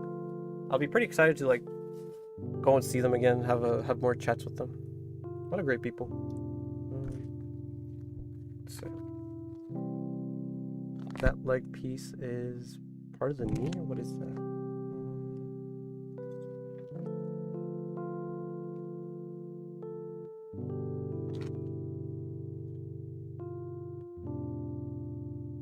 I don't even know. Okay, we'll just do it. We'll make it blue. Whatever. If it doesn't look good, we'll make it white later on. But interchangeable pieces, you know. We'll make it happen. We'll make it work. We'll make it look good. But I feel like that's the one thing I'm most excited about going back to the facility, going back to the clinic. It's kind of just like seeing all the old people and then seeing how they're doing, you know. They are pretty fun. They are pretty cool to talk to, and then very funny too. But one of these, like, one of the elderly guys, they say I look like this one movie star actor. And I kind of saw it, you know. I before I got a haircut, and yes, there is hair growing under this stump. But yeah, he told me from a movie with Beyonce. It was like the Cadillac Records. That's the movie that she did. And like the male leading actor, not the black guy, but the other guy. I forgot the guy's name, but he said I look like that guy. I was like, I kind of see it. And then he had his family over, and then he like introduced me to his family, and then he's like, doesn't he look like this? Doesn't Mokuba look like this one actor? And I pulled up the picture. It's like, what you do? And then everybody starts laughing and all this, and I was like, well, fuck. It was pretty funny to think about. And then, well, I've been meaning to watch the movie since then, but I haven't had a chance. Still gotta look for it. Well, it's pretty interesting to think about and see. Like, well, I see it. I see it. Very cheesy, but I don't know.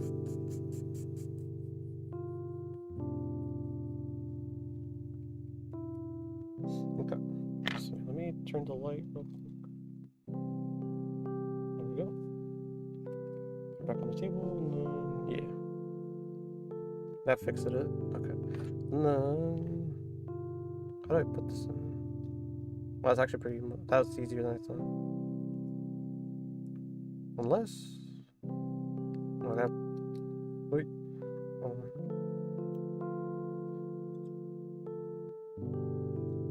But ever since he told me, I've been meaning to watch the movie, and I just haven't. One of these I'm gonna have to. Let's see what the hype is about. But I mean, it's Beyonce, you know, so like, she already does great music. Well, let's see how she is as an actor. Because I wasn't even aware she was in a couple of movies, but I suppose like every so often musicians do have their roles, you know, whether as a voice actor or as a main lead actor. I don't know. Sometimes I hit and miss, you know. I remember as a little kid really liking Are We There Yet with Ice Cube.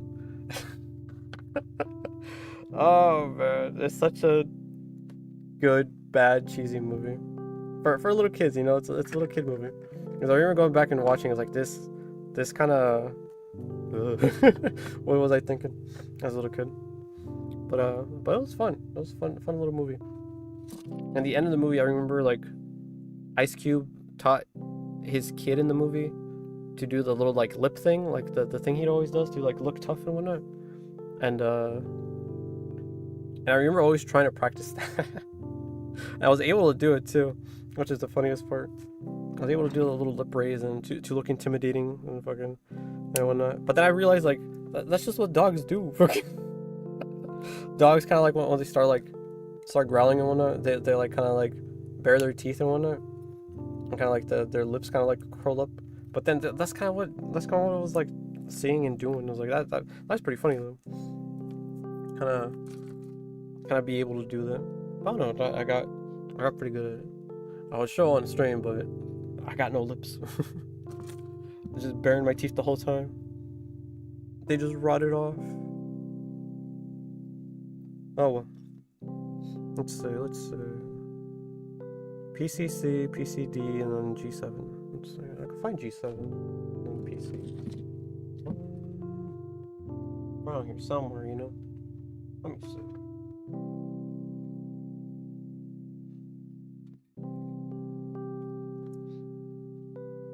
What? Let's see.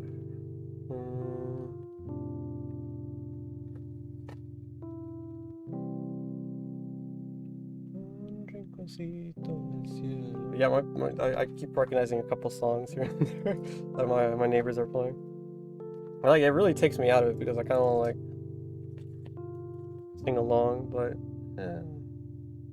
maybe karaoke this Friday, maybe for like a super late anniversary stream. But I should have done my anniversary like earlier this month, but I just didn't. Just got very lazy and very busy at the same time.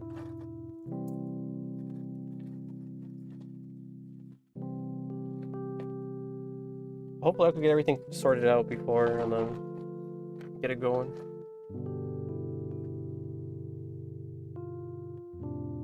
At least in time, you know. If not, I'll think of something else. What inspired me to start VTubing and whatnot, and then kind of do a stream on the PCC and PCD. Okay, there we go. Okay, yeah, I got the pieces. I was kind of debating on doing that, either like a special, like, oh yeah, these are the horror VTubers, the freak VTubers that kind of inspired me to get into VTubing, and I don't know what the community is like and whatnot, and kind of give like a little overview on that, or like a karaoke, and then eventually do the inspirations to streaming later down the line. But I feel like that's like also like I say like a lot, I just realized. But I feel that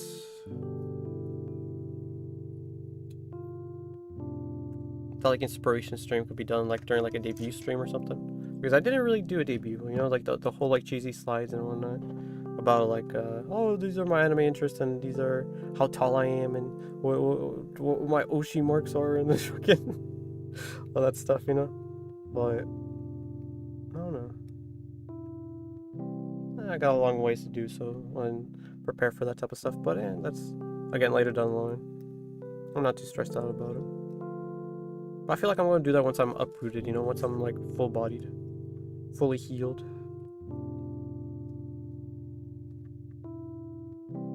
I don't know, I gotta find a lot of resources when it comes to that. A lot of planning, a lot of doing. Hopefully by next year. My 2-year anniversary or something. I don't know. I do feel like I could take this year a little more serious. Because like for the first year was definitely like a trial run. You know, like, do I really like this? Do I really want to keep up with this? I've been enjoying it. I've been slacking on it, but I've been enjoying every single time I've streamed. You know, I do push back streams quite a bit, and then I'm pretty inconsistent as of late. I didn't even make a schedule. You know, kind of like, hey, so stream live, and later today. You know, that type of thing. But well, I was lucky to get a sort of audience, you know, have a good amount of people coming up and popping in, and getting to know all these people that have come across, you know, and so yeah, thankful for all that cheesiness.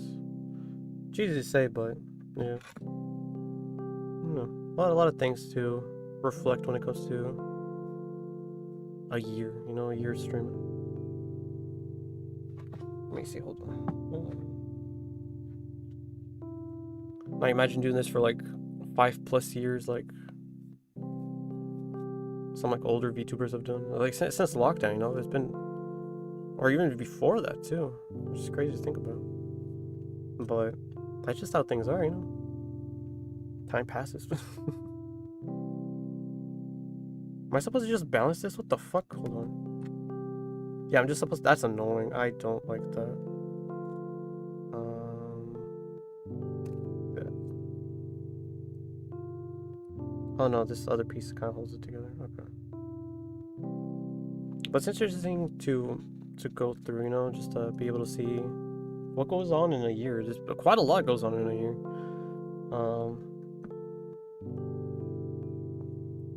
Not myself involved usually, you know, but fucking being able to see all the dramas that happen in the corporate VTuber sphere, and all the big streams and all this and that. Seeing the events and the milestones and the ups and downs within the community. Pretty wild stuff. Wild stuff. Forever changing, you know. New names pop in, and then old names go out, and people disappear, people appear, people come in, people go out, and so you see it all. You see it all. But yeah. It's fun to see, fun to hear, fun to experience. A whole bunch of it. A whole lot of it.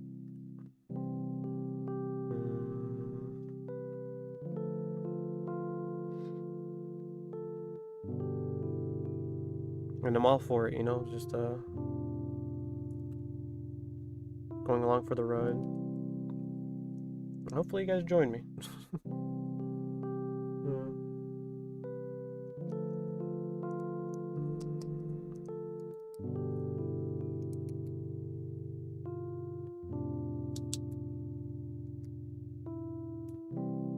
Because what's that old lyric of Phineas and Ferb? They're gonna do it and see it all. Fucking, yeah. Cheesy, but yeah. That's how I am, I suppose.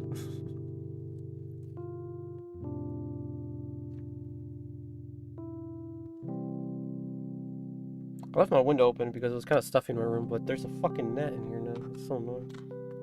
It just like zooms in.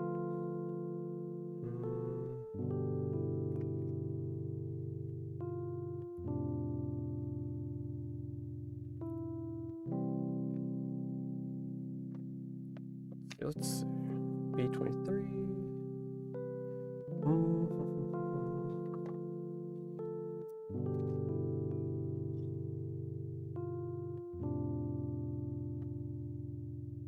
Yes, this one. Okay.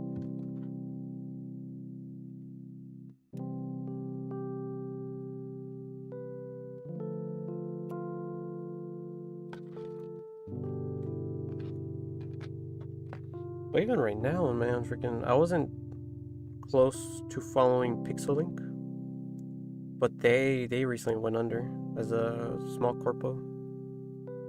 I was kind of seeing like everything within the VTubing sphere and what people were saying and all this and that. And like, oh, some people were able to buy out their models and other people haven't been, and then this and that. Like damn, that's rough. Like the CEO's like has poor health and we can't continue the operations and all this and that. Well, not operations as in VTubing operations, not operations as in the guy's life or something. I'm not well versed in what's his health condition. They just said he's like got poor health and like within the graduation note, or not the graduation note, but the company shutting down note, which is pretty rough to hear about. You know, freaking without the CEO, you just shut it down everything. But my only question about that though, like, wouldn't you be able to sell it? You know, to have somebody else like take over, not necessarily like kind of like idle. You know, kind of like there we go. But they kind of just sold it off to like a Brave group. Oh, I put this upside down. Fuck. But somebody like, I guess in the sense that yeah, something like that. But have somebody kind of like take care of what's going on rather than just like get rid of everyone. Oh man. But I mean, you do what you can and then some, you know. But if you can't keep up with it, I suppose. Know when to call it quits, huh? Like this. Yes.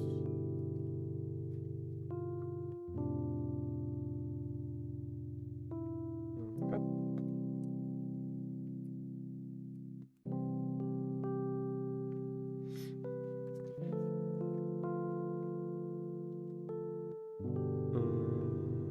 The legs seem pretty bare bones, in all honesty. It's weird. I guess they are, huh? Freaking...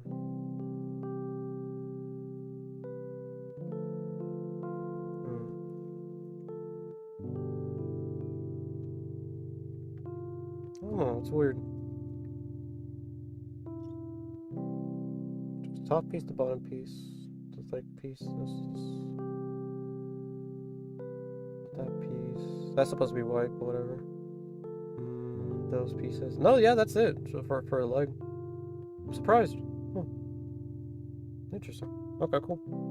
That's a very simple leg. Very skinny leg. I'm surprised how simple it is. I thought there'd be more. I don't know. It's weird. Yeah.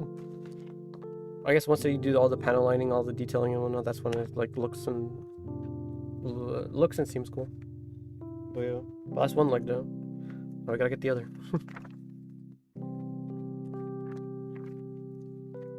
And then depending on when and how long we finish, and then I'll see if we'll do the weapons or not. Because even with the last year, I did the whole figure, and then I did like all the other extra stuff like the little airbrush, and the little table, and chair, and all this, and the little stands and whatnot, like off stream. I'll probably do them off stream if I'm being honest. But we'll see. Let's see. Let's give her her arms though. Is it supposed to be inside or outside? Hold on. Outside, so like this. Shit, everything just pops up. Fucking. Can you move the mic closer or yell? No, yeah, I've been. So, how do I do this? So the mic is right there, right? It's just on the table. But then I kind of like, so I'm like, I hands away from the mic as of right now. But then I lean back in my chair, and I gotta pick up the mic. But no, I could do this. Hold on. Give me a second. I could hold it between my knees as I work. I could do that, and it'll be better. I definitely gotta fucking figure out and get a mic stand arm thing. Pick up the mic and give us your MC introduction. MC introduction. Shit. Hold on. It's gonna be cringe. Hold on. Where is it?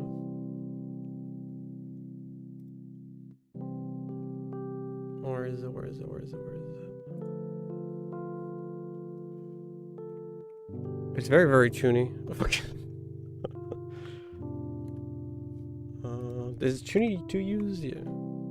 Yes. Okay. There we go. I fucking hate this. I kind of I'm bullying. I know. But I did write it at one point, but I never used it. I was gonna use it during like my first collab, kind of like an introduction, kind of like to show off like who I am, who is Axmokubo, you know. And so I've been kind of thinking of using it, but I never did. Oh, it's so bad. But yeah. Oh no, fuck it. Okay. Let me pause the music too. Hold on. You need to have a solid description for the birthday or any. A cell description? I'm not sure what a cell description is, but what my intro is. My MC intro. No, hold on, fucking. Let's see. Like I'm going over it, and like my eyes are like reading them, but it's just I don't know. Okay.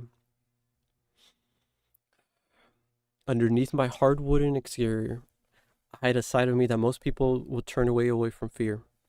But for what they don't know, it's a place to protect myself against its world and its hardships. This world and its hardships. That's the cringy Chuny intro. I know that kind of like messed up and stuttered, but that's my Chuny intro. But I'll type it in the chat. Fucking I don't know. I kind of started thinking about like, oh yeah, you know, fucking all the you gotta think about like the play on words and like oh yeah the wood and whatnot underneath my hardwood and exterior, you know, and I hide a side of me that most people would turn away from fear, you know, because I'm all rotting and dying and whatnot. But for what they don't know, it's in place to protect myself against this world and its hardships, you know, because the world's a tough place, tough and scary place. So yeah, that's my Chuny intro, my MC intro, I guess. Oh no, imagine that though, fucking using it as a collab intro, like to introduce yourself. Like, nah, dude, fucking very heavy kayfabe, and you know, you try to make it a fun little casual thing, but to open up with that, like, hold on, this guy's serious. Oh man, they're pretty funny though. They kind of just like pull that out and then like have this whole thing going on, like cape turn, you know, whoosh, underneath my hardwood exterior. The lights go dim and there's just a spotlight on me. I don't know. That'd be pretty funny. Very, very anime, very Chuny. Honestly, with the right group, that'd be hilarious. Oh, absolutely. Like if everybody like does that, you know, like everybody has their own Chuny intro. But if you're the only one that stands out with the Chuny intro, like come on. Because like, what's it called? Even with corpo VTubers, you know, you got like, I don't know, they like bully each other when it comes to intros. I know a lot of people give Pippa like a lot of shit for like beep beep beep beep beep, you know, but then like I remember Agura and Crony intro. I think it was Agura bullying Crony. I was like, Konnichiwa, you know, the whole fucking thing. I was like, and there was like going just bantering back and forth. And then Same desu, fucking. I don't know, little cheesy openings like that, you know, but it's fun. It's fun. But at the same time, you know, like I can't just like, give a whole ass monologue like that. Fucking every time I have like a collab introduction, it's like yes, welcome Raiders. I guess get it to like some like cheesy anime voice, like you know, underneath my hardwood exterior. Fucking I don't know, all living our or all living out our tuning lives. Yes, absolutely. But yeah, you know, going out here as a stump, tuny stump life. Yeah, I don't know, a lot of little things like that. One of these days, I'll have the balls to actually like fucking record something and use that as an intro. It'll be pretty funny, kind of like as a short, you know, kind of like as an introduction. Underneath my hardwood exterior, yada yada yada. Axmokuba, twitch.tv /Axmokuba. catch me when I'm live, then not drop an hourly timer schedule. I don't know. I do like the shorts Grimmy has. Grimmy VT.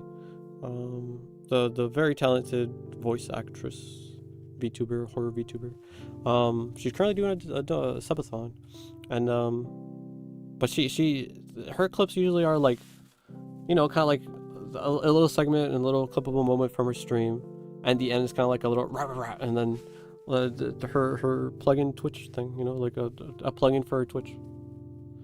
But yeah, a lot of things like that, I suppose. There's a lot of planning, a lot of things like silly little ideas. But I remember another VTuber, Pumpkin Synth. She also goes by Pumpkin Nanessa, depending on the model, you know. But she had a little, not anniversary, but outfit reveal. She had an outfit reveal for her new model that she also recently got, and so for that she did this whole like kind of like an introduction as well, but she kind of like went over like, oh yeah, this is my hourlies, and like these are the days I stream and the hours I stream, and then catch me there, you know. And then it was kind of cheesy as well, but well, no, if you want to put yourself out there, you know, you gotta be cheesy, I suppose. I remember seeing a meme where it's like you, then a gap, and then success, and then what's in that filling up that gap is like cringe. You know, you gotta be cringe and deal with it to be able to like succeed as a content creator, I suppose. But I don't know, because like in a sense, you know, there's people that like say like, oh yeah, YouTuber voice. Like, what the fuck does that mean, you know? But then you start really like looking and going through it and seeing what that means, and people putting on this voice for announcing and recording and talking and whatnot. And then if you think about it logically, you know, if you think about it as in like as a viewer, like it can be cringy. Other times you just don't notice it or you just accept it. But as a content creator, you kind of just have to do it, I suppose. Fucking, I don't know. I'm still thinking of what content creating is in my eyes. I don't know what I want to do with my content. I'll figure it out sooner or later. Hopefully, eventually, you know. But it's not working. There's always something you're working on, you know. Not something you just like, oh yes, I am the content creator now, notice me. No, it's always something ever evolving, ever changing. So I find one cool thing, I work on that, and then we'll find another cool thing, work on that, and then share it to my best abilities, you know. So, and by sharing it, that's creating content and yada yada yada, I guess. Yeah, I don't know, things to think about, things to work on and figure out. But yeah, now that the mic is in my knees, I'm able to talk a little better. But let's see. So what I was doing before monologuing, I was putting together Nipako, at least the pieces I have together. But the fucking arm popped out, you know, so like the whole shoulder piece and whatnot. So put that back in. And I hear either a fire truck and an ambulance, but they're whirring right now. Freaking. Well, listen to that. Fucking. But yeah, heavy with the kayfabe, you know. Freaking. I don't know. That's something I feel like I struck. No, it is an fire truck. There's like they're doing the little honks and whatnot. Nope, I put this backwards. Okay, it's the wrong side. Fuck. Like it's like bending backwards. It's like so. Looks horrible. All right, but I'll pop that out and then. Nope, I can't slide it out. Let's see. But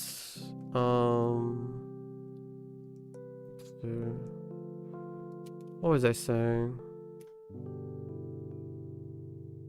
This goes on this one. Content creation, being cringy, you know, you gotta accept it, you know. Once you're, I might be cringe, but I am free. All this and that, you know. A lot of things to take into account when it comes to that type of stuff, but I feel like I have a low a low tolerance when it comes to cringe, so it's a little I suffer a lot inside when I'm trying to purposely be cringe, I guess. I take double damage, there you go. I don't know, I gotta be less serious. I did talk about that a little earlier on stream, but I don't know. Gotta be better about it. Just accept it, you know, be able to follow the TikTok cringe memes and what's it called? Metas, I guess. I don't know, every so often there is a good meme, you know, and then I'll loop it and have fun with it. Good night, Mokbud, don't let it fester. No, of course. Slowly building a cringe tolerance. No, absolutely. But yeah, thanks for coming by, Crispy. You know, take it easy, man. Soon his brain will be rotted just like the rest of us. Oh, absolutely. You know, freaking the one thing that's not rotten in this stump is my brain. So fucking. But yeah, eventually I'm gonna have to like deep dive and see what the fuck is going on. I did like those like alien memes. You know, they were pretty cringy, but I did have a couple of them on stream, and I did have a profile picture of at least on Discord, somebody who made a friend who made what the fuck was it? It was like Glorpin Gorbula. Fucking it was cheesy, but I liked it. I kept it up for like a weekend. Like, yeah, I'll use it as a profile picture, and then that was fun. Yeah, but rest easy, Crispin. Have a good one. But yeah, little things like that, you know. Every so often I would like a meme here and there, but majority of them, man, oh no. Majority of memes are just they hurt to listen to, they hurt to watch. It's like I just can't. Low tolerance, I suppose.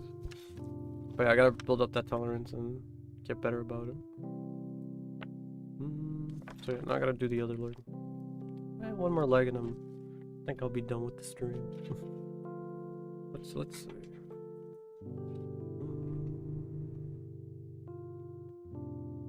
I'll go with the open hands. The rubber, like the plastic on this is pretty rubbery, so it's pretty funny. Feels funny compared to like everything else is like harder plastic. Like look at this, it's like stop bending and whatnot. I feel like if I bend this runner, it'll just crack. Let me see. Hold on. Something got caught. There we go. I start bending this and it's just like, there we go. Snaps, you know, just. I mean, there are some like flexible pieces, but even this will be like, there's like stress on it, you know. There's bound to snap and break off, but this straight up just rubbery. Like like tied in loops and whatnot. Like there's a knot right there. It's pretzeled, but yeah. Oh, it's funny material. I don't know. Let's see. Twist and snap. There we go. Okay.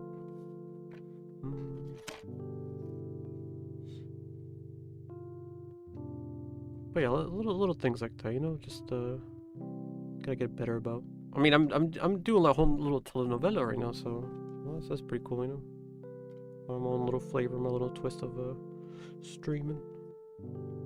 But then like to actually like have a skit for it, then I don't know. That's the that's where I start cringing. I don't know. I'll probably think of something, you know, play with dolls for a bit. Oh no. I don't know. I have my own tolerance when it comes to that, I guess. I don't know.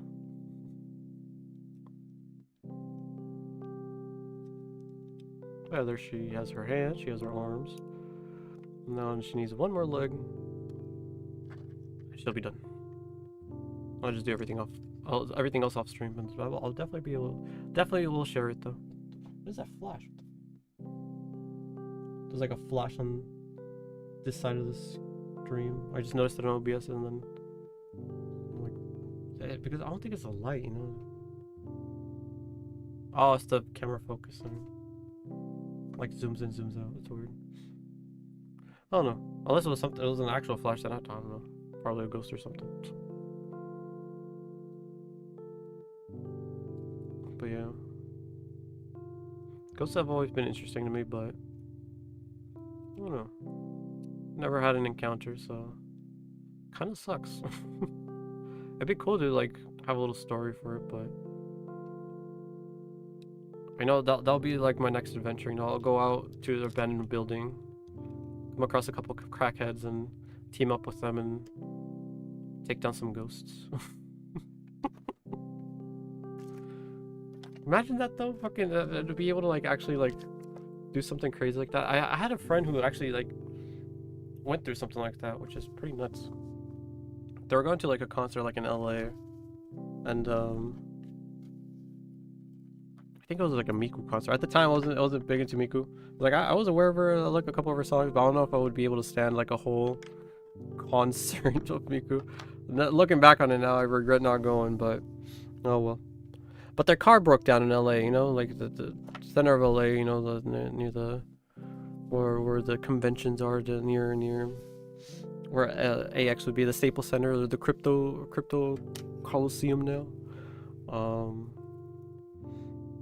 But yeah, so their car breaks down around that area, and around that area, Skid Row, you know, where just all the homeless are, just a whole row, so like just a whole street of homeless people and crackheads and crack dens and all this and that, you know, just a shitty place, and that's why it's called Skid Row.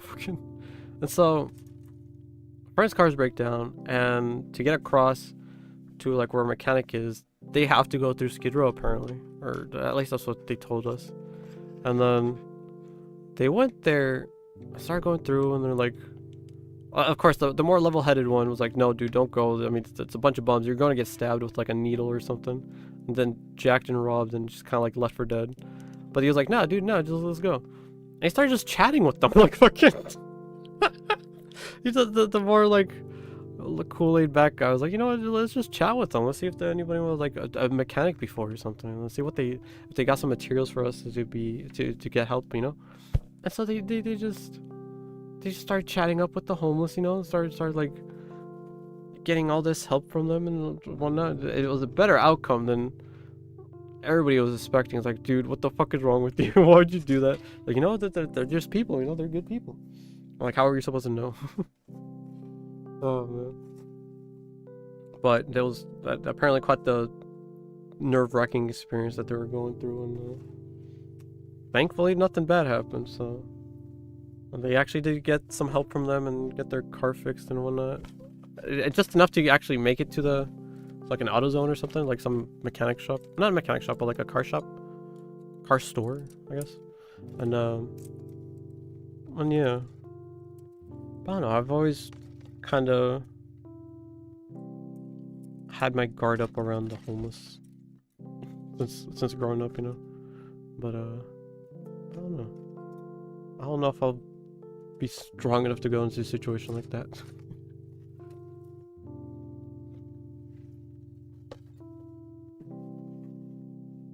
But yeah, crazy stuff, crazy little stories like that.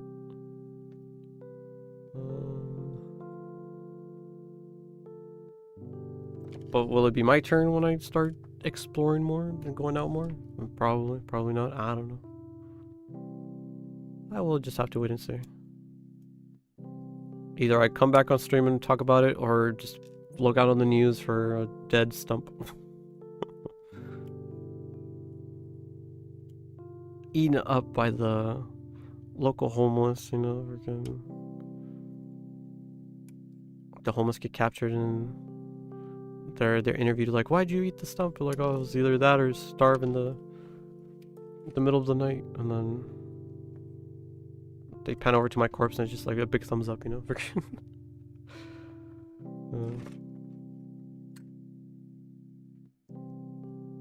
When out being eaten.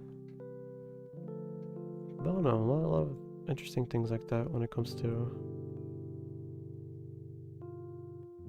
going out, I suppose. You just don't know what's out there. Not until you come across it. Hopefully nothing bad happens, but it's bound to happen. Just gotta get ready, be ready for it, no matter what it is.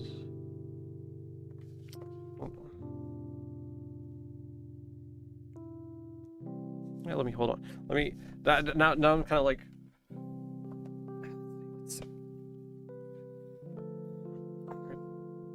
Mic on the table, but I'm gonna be up close to it. Okay. Hopefully my head doesn't pop in, revealing my stumps and my roots and whatnot. Alright, let's.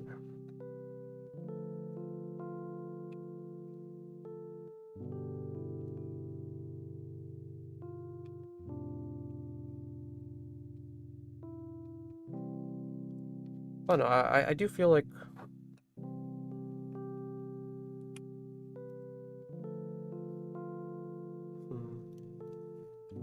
I do feel like I have a good level head when it comes to bad situations, though. I don't feel like I would break under pressure or anything. As long as I'm aware of what's going on around me, you know, I can be able to take in my situation. And what was the old saying that the old job had? Freaking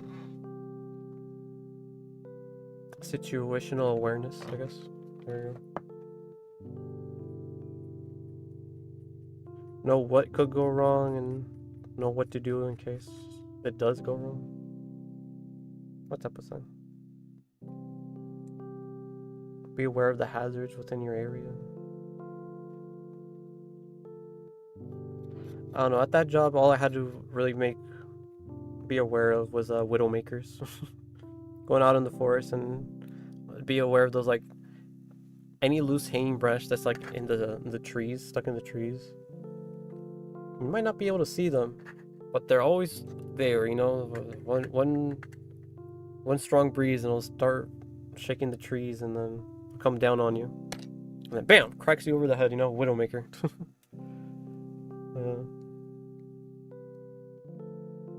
Because 1 second you're here, 1 second you're gone, you know, so always have your helmet.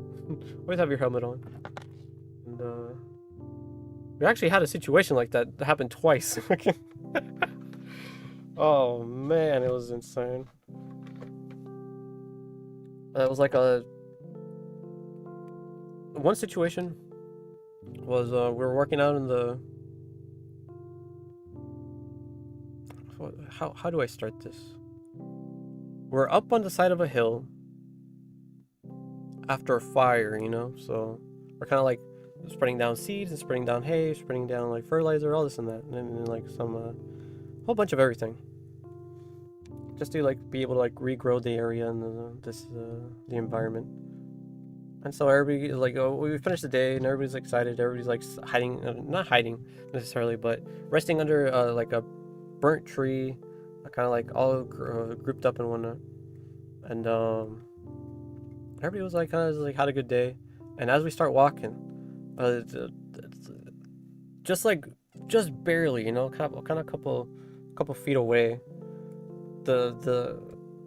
Okay, we cleared it just by a couple feet away because like as we were leaving, this tree starts cracking and then falling. Okay, well, it was like on this last fucking like fibers, I guess, and by the time we were leaving, we were a good couple of feet away, and then it falls. If we were lasted there like not even a minute or two longer, it would have fallen in someone, or even like a couple people, which is crazy to think about, you know. But man, fucking crazy. Thankfully, nothing happened, you know. But that wasn't the closest call. The closest call was during chainsaw training.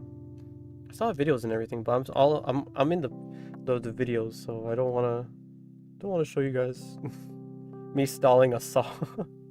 These old ass fucking saws, they just sucked. And so fucking I mean they're like revving the saw and everything, and kind of just like stalls and like it died. And that's the end of the clip, you know. But the story during saw training and everything, you know, you gotta yell out like falling timber, all this and that, make sure everybody in the area was like dispersed and whatnot. And you know, we're told not to listen to music on the grade, you know, out on on the work sites and whatnot. But fucking this one chick had her music in, had her little AirPods and whatnot. You know, nobody knew because you can't see them. It was under her hair, under her helmet, all this and that. And she's kind of just walking around. And then somebody like just finishes chopping this like huge ass fucking tree. And they say falling and all this and that. They do everything right that's necessary to be fully aware of what's going on, because everybody heard it. Everybody got out of the way except for her. Fucking the tree basically brushes up against her, fucking, as it falls and everything. She kind of like stops, turns around, and kind of like looks at everybody, like looks around, like we all kind of like look at it. I was like, "You're lucky to be alive right now." And then for the next day, she was like dropped from chainsaw training, which is crazy to think about. Like she was, she basically had like a near death experience without even realizing it until right after, you know, after it just happened. And but because of her being so close and unaware and like obviously not paying attention and following the rules, she just was dropped from chainsaw training, which is insane. No cell to tree, basically. Oh man. Oh man, oh man. I almost saw somebody die that day, you know. Crazy to think about though. Crazy to think about. F7, where's F? Okay, so it's gonna be in the box. Hold on, let me see. Imagine how much more fucked up you'd be. Oh, dude. I mean, it wouldn't be the first time I see a dead body, though. That's the thing. I've worked in a hospital before. I mean, I've talked about this on stream. I've worked at a hospital back when I was in high school, because my high school had this like health academy program. I won't say what the full name is, but that was like high school name, health academy, you know. And so I was part of it, and then like did my sophomore, junior, senior years doing it within the academy, and it was fun. You know, like I was learning a whole bunch of things of when it comes to like the health field and the sciences and all this and that, and then physiology, the chemistry side of things, and all this and that. You know.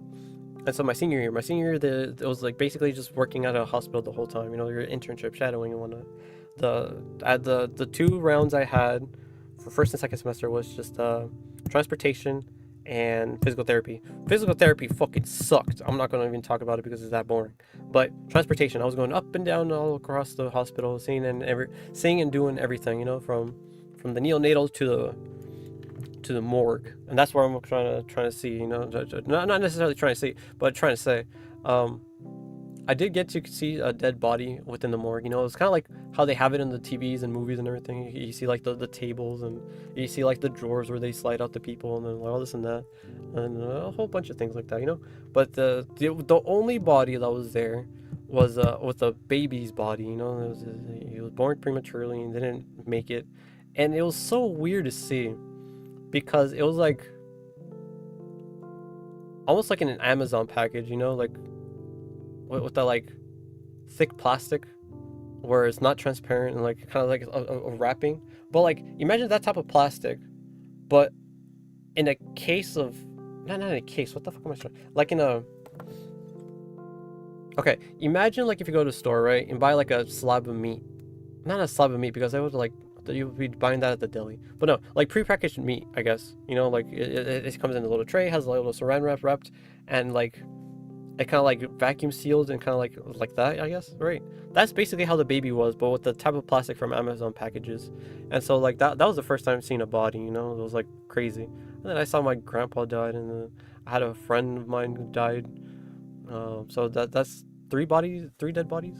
Nothing crazy or mangled or anything, you know, but like like it's nice and respectfully dead, you know. So it was crazy to think about and crazy to see, but to see it, because like those 3 bodies were already dead, but to see somebody going from living to dying and knowing them right then and there just a couple seconds ago, walking, talking, breathing, just to be like smushed under a fucking fallen tree, Jesus fucking crazy. Yeah, that would be a whole different level of fucked up and twisted. I want to say I would be traumatized, you know, because I was, again, since high school, been studying and learning and understanding kind of like what to do in situations like that, because I was the most prestige fucking like position within the health academy while working in the hospital was to be working at the, what's it called, in the emergency room. And that's what I was working towards, what I was like studying and trying to become and trying to see and do, right? But like of course I didn't make it, you know. I got transportation and physical therapy, but ever since then, you know, I've been kind of keeping up and trying to be aware of like what to do in situations that are like kind of like that, you know. Like if somebody just like gets in a horrible situation, loses a limb or like this and that, but a horrible accident, you know, what can I do in that situation to be able to help them out? But then like when it comes to a tree falling, immediately I thought like, okay, make sure the fucking scene is clear. Fucking, of course, right? You know, scene safety, and then put on your PPE and all this and that, and then see if she's still alive. First of all, fucking, because it crushes her fucking legs. I mean, she'd still be able to live, but as long as it doesn't like, as long as her legs didn't shatter, her like femorals and everything, and the femoral already doesn't get nicked, she could still live, you know. But if that's the case, then she'll just bleed out within a minute or so. If it crushes her torso, I mean, she's gone, you know. Fucking everything gets just smushed and splattered and within the torso. And if it crushes her head, she's again basically dead. But if it catches her arm, you know, the best case scenario, she loses an arm. But in that situation, you don't really want to rock the tree because of all the fucking pressure that's already on her arm. So all you can really do is kind of like buck and limb the tree to have it to like a small fucking space and kind of like focus on that part that pins down her arm and get rid of it, and then fucking like help her out, you know, to be able to unpin her and kind of just like put her arm in a sling and or tape it next to her body, like so it doesn't, so it's like immobilized, you know, so it doesn't like get more agitated and move and whatnot. But at the same time, like fucking god fucking damn it, dude. That's a lot of things to like see and be aware of in the spot, like instantly, you know. I come up with all that on the spot, but I still look back on that day like, man, oh fucking man, you know. But then like every so often I kind of like think about like, oh, what if that person just got in a car crash? What can I do to help, and what can I do like to do and this and that and a whole bunch of things, like, and just scenarios and ideas that like come up in my head, like what's the quick rundown? What do I do in that situation? Where can I fuck up and where can I like die trying to help out, you know? Because like going through the EMT classes, I didn't pass, I failed them, but I still plan on going back and passing them later down the line, you know. I just finished my CNA. Let me get some money, let me get some stability before I start studying for something else again. One big thing they taught us in the EMT class that kind of like stuck with me is like, if there's a car crash and an electric car was involved, you gotta be, you can't, you gotta be aware that the battery of the car is underneath the seat, and like the outline of the driver's door is like alive, like that's where the electricity is running and everything, which is crazy to think about. Like if you're trying to save someone and you open the door and you try to like reach in, you will get shocked. You could just die on the spot, depending on how bad the accident is and how like exposed the wires are and all this and that. But like when it comes to all that type of stuff, you know, you gotta wait until like the fires and fire medics and all this that come by and actually like go through the car, remove the battery, unplug it, all this and that, and then be aware and sure of what's going on before you get yourself into harm's way, you know. And so, which is crazy to think about, but that's something that always pops into my head. It's like, man, that Tesla over there, what if they crashed? Fucking it's so stupid. It's so stupid. Ah, man. Let's see. I'm a little behind on messages. You become a psychopath going around setting up a situation. You could cut trees onto other people. Oh shit, a frame arm girl. Yeah, frame arm girl. Specifically Nipako. Yeah. The architect Nipako, you know, we're architect maxing over here. Ah, fuck. But yeah, I kind of just like thinking of like horrible scenarios of like Tesla drivers getting into horrible accidents and how will I save their lives, you know, fucking, if at all. Yeah. laws, common sense be damned. No, dude, fucking, because like if you're if you're the first responder and you go in head first into whatever fucking accident without really assessing the situation, you too can get into that accident and be part of this problem and situation and be completely rendered useless, you know. Fucking, you don't want to be doing that on the site, on the job, on the spot, you know. Fucking, which is like, now you don't have one driver or one patient that's like in an accident, you have two. Fucking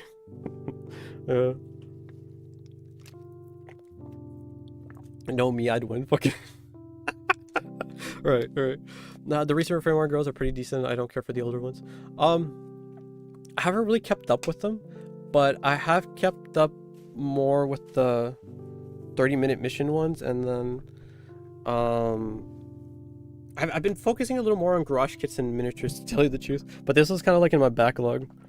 At some point I do want to have a collab with other like hobbyist VTubers and such, or like I buy like an SD kit, SD Gundam, so the little tiny ones. I probably like buy them on the other person's throne or something, or like tell them ahead of time, like, hey, so yeah, let's build a kit together, but make sure it's an SD so we can like finish it on stream at a reasonable time or something, you know. And little things like that, you know. So it'll be pretty cool to think about, or like maybe, you know, miniature painting, like just like paint miniatures, but it depends on what the hobbyist focuses are on. I don't know, a lot of things like that.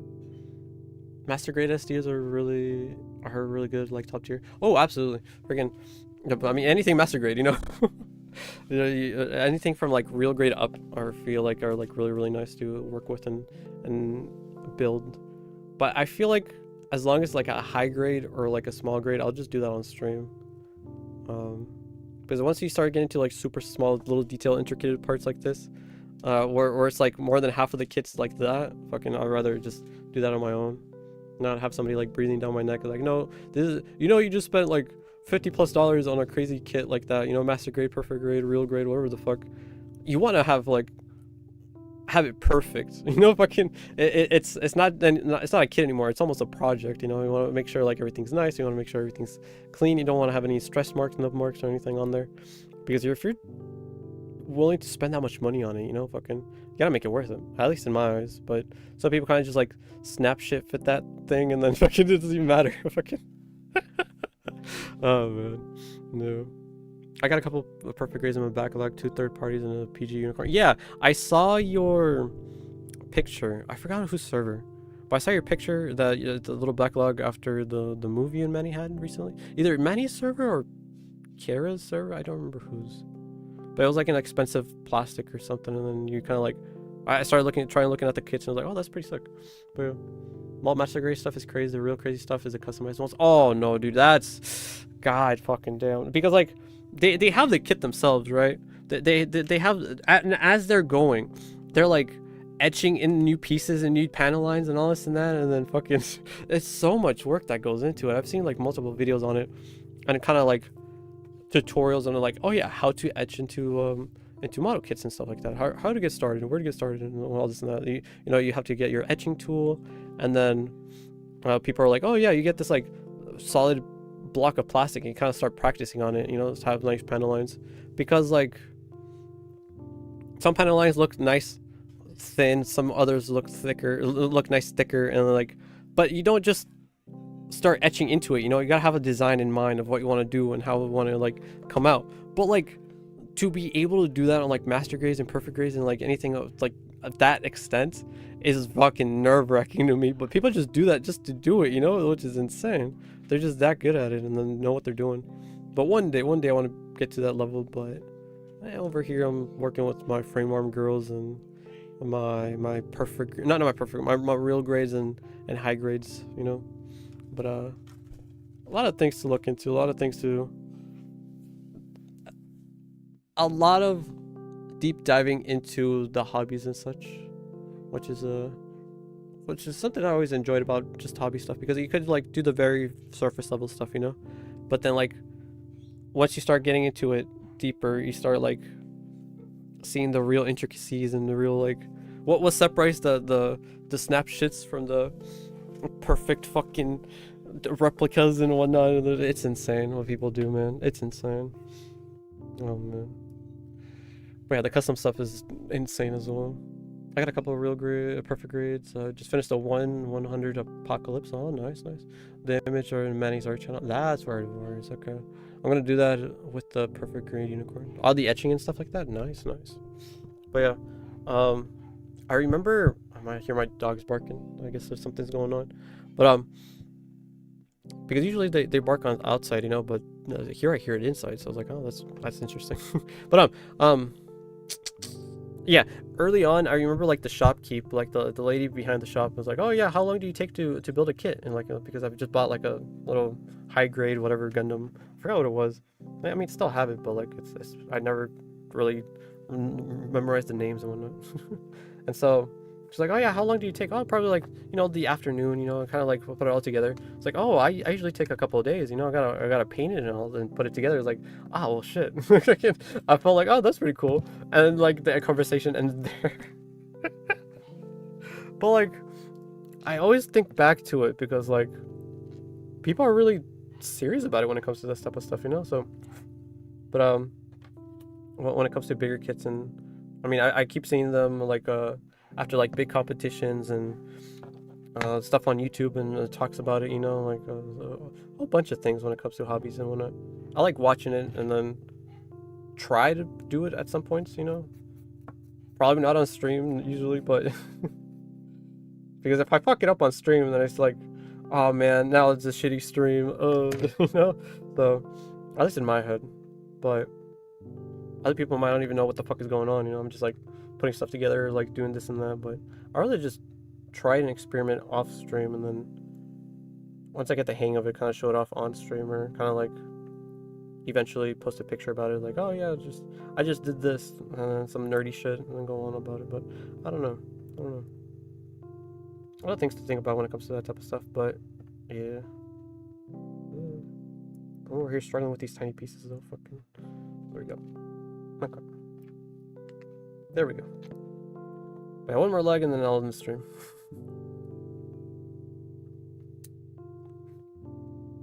There we go. Okay.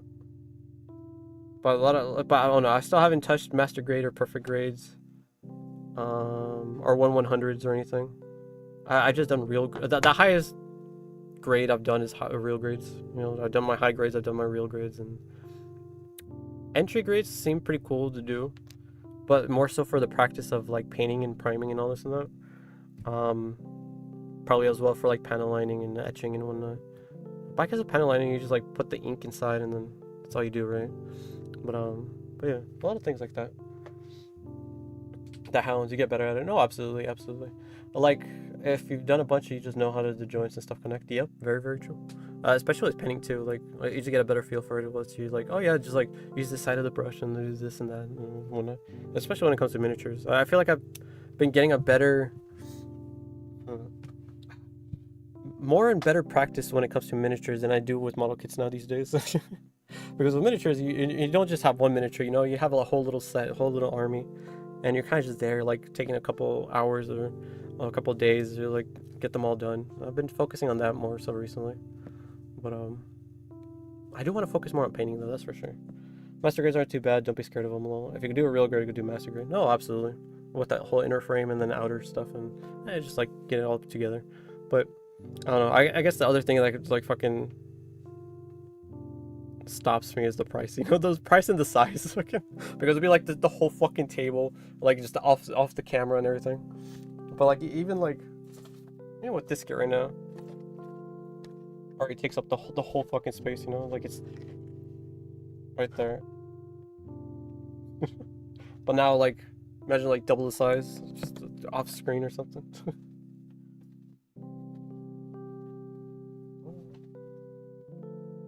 For big kits though, I do want to do the Exodia one, not necessarily like master grade, perfect grade, like insane fucking intricate kit. It's definitely like a high grade or something. But it's just massive. It's just a big ass fuck off figure, But that's one I do want to do on stream one of these days. I kind of like paint them to become the Exodia, the Necros Exodia version, the zombified one. But yeah, it's a project for later down the line, later down in the future.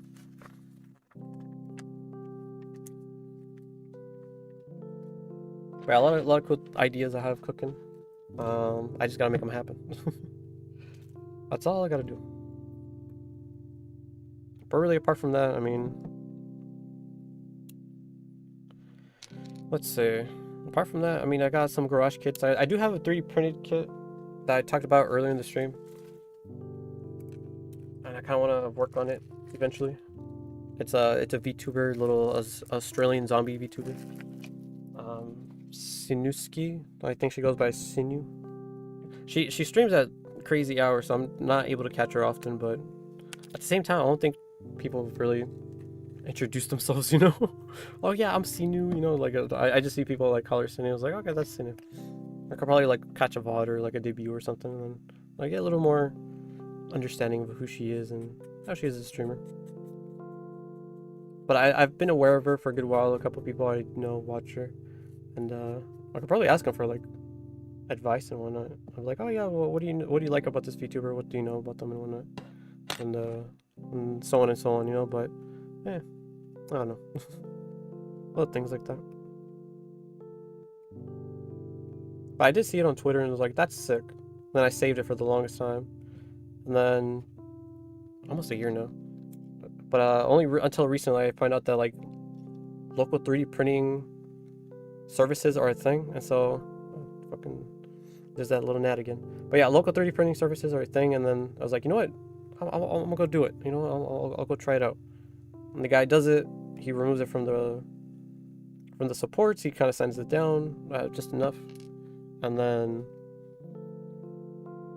he kind of like test fits it too. He's like, oh yeah, there's some gaps here and there. You know, he did so much. He went above and beyond what I just wanted. You know, I wanted to do the printing, and then, you know, I'll fix it myself. I'll sand it and get it all ready. But no, he just does it himself. I was like, oh shit. Really, it was a surprise, but it is well appreciated, you know. But yeah. But yeah, he told me like, yeah, $50 for this, and I'm like, holy shit. Okay, perfect, done. For the project, you know. It was pretty sick. Pretty sick. Oh, you have the Exodia? Oh, hell yeah, dude. Freaking. But yeah, that's one of my future projects I do want to try out. And another one from the Yu-Gi-Oh's line I want to try out is the Blackluster Soldier or the Dark Magician Girl. Those are really cool kits as well. You know, I'll do I'll do the Dark Magician Girl for next Valentine's then. You know, then that's when the harem really starts growing. But then I'll do it as I'll repaint her into the gal card, the Japanese exclusive Gyaru version of her, which is like puri fucking, I forgot what the fucking card's name is, but it's like pretty gal card or something like that. I forgot what it was, but it's pretty funny. But because like the idea of it's already funny enough, but even like the card's face, it's like front facing. It's a front facing card, and there's like not much to it apart from like, instead of like pink and purple, she's all black now, and then with the tan skin. That was pretty funny. But it's like a magazine exclusive, Japanese exclusive, this and that. And I don't know. I feel like if I do get the kit one day, I'll also get the card, so I could like have them both, I guess. I don't know. I'll feel it out, I guess, as I go. F4. Well, let me catch up with chat a bit now. Let's see. I have panel line and did some editing. Nice. How good is it to merely do what you have to do and know how to do it? How good is it to merely do what you do and have to do and not to do it? It's like Obelisk coming out. It's simple. Nice. Obelisk the Tormentor. I'd rather go for like Swifer. I always enjoyed Swifer more, to be honest. But personally, well, yeah. It's cool, a lot simpler than expected, but big. No, yeah, absolutely, freaking. That's what I've been seeing on YouTube Reels and everything. I've been like I know that's like one of the next kits I want to build. You know, I want to do, but again, later down the line. Yeah, because I have a limited edition Sasubi, a limited edition. Yeah, limited edition clear plastic Sasubi, limited edition clear plastic. What the fucking the Trans Am Exia. The gum. I have the box right here. What am I doing? That fucking. Let me show it off. Too fucking.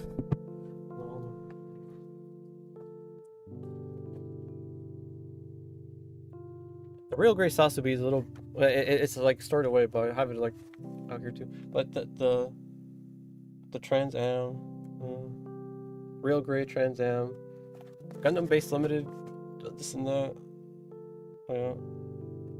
I got a couple cool kits, you know, but I feel like I'll build those off stream. they're just like I want to take my time and like be a little more focused on them, but because like they're clear plastic, you know, so it's a little more stressful. Like with all the stress marks, so they'll stand out more and whatnot. So kind of want to take my time, sand it down, file it down, all this and that, and whatnot. So I don't know, be nerdy about it. Let's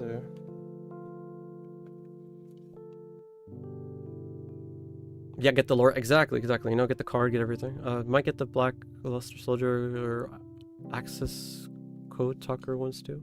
I'm not sure what those are, but I'll look them up real quick. Copy. But let's see. Now there you guys are posting links. Let me see. Code Axis Talker. Oh, this is a pretty cool kit. A pretty cool card. It's like one of those pendulum cards, right? I got the like, it's like blue and has all this like crazy stuff going on. Cyberse link effect. Oh, it's a link card. Yeah, get the lore. I always tell people to look into those when you're talking about buying one. It's chill if you want 2 or 3 things. Oh, okay. You were saying you knew how you had to do the kits. Oh no, yeah. So when it comes to all that type of stuff, I have an idea like what I want to do with them, you know, because you got like a basic kit, but like there's so much more that you could do with it, you know, like how I was saying with the Gundam Ariel right here. She had the crossover with the Pui Pui Molcars and whatnot, and I kind of want to have the because of the little ship post they had. Let me see if I can find it. Image add existing maybe. Pui Pui Gundam, there you go.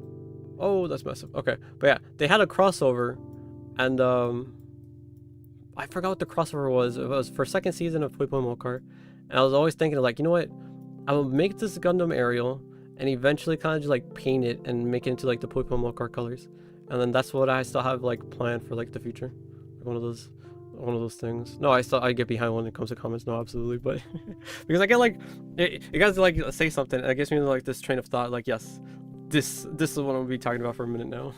But yeah, Gundam Ariel, crossover with the Pui Pui Molcar.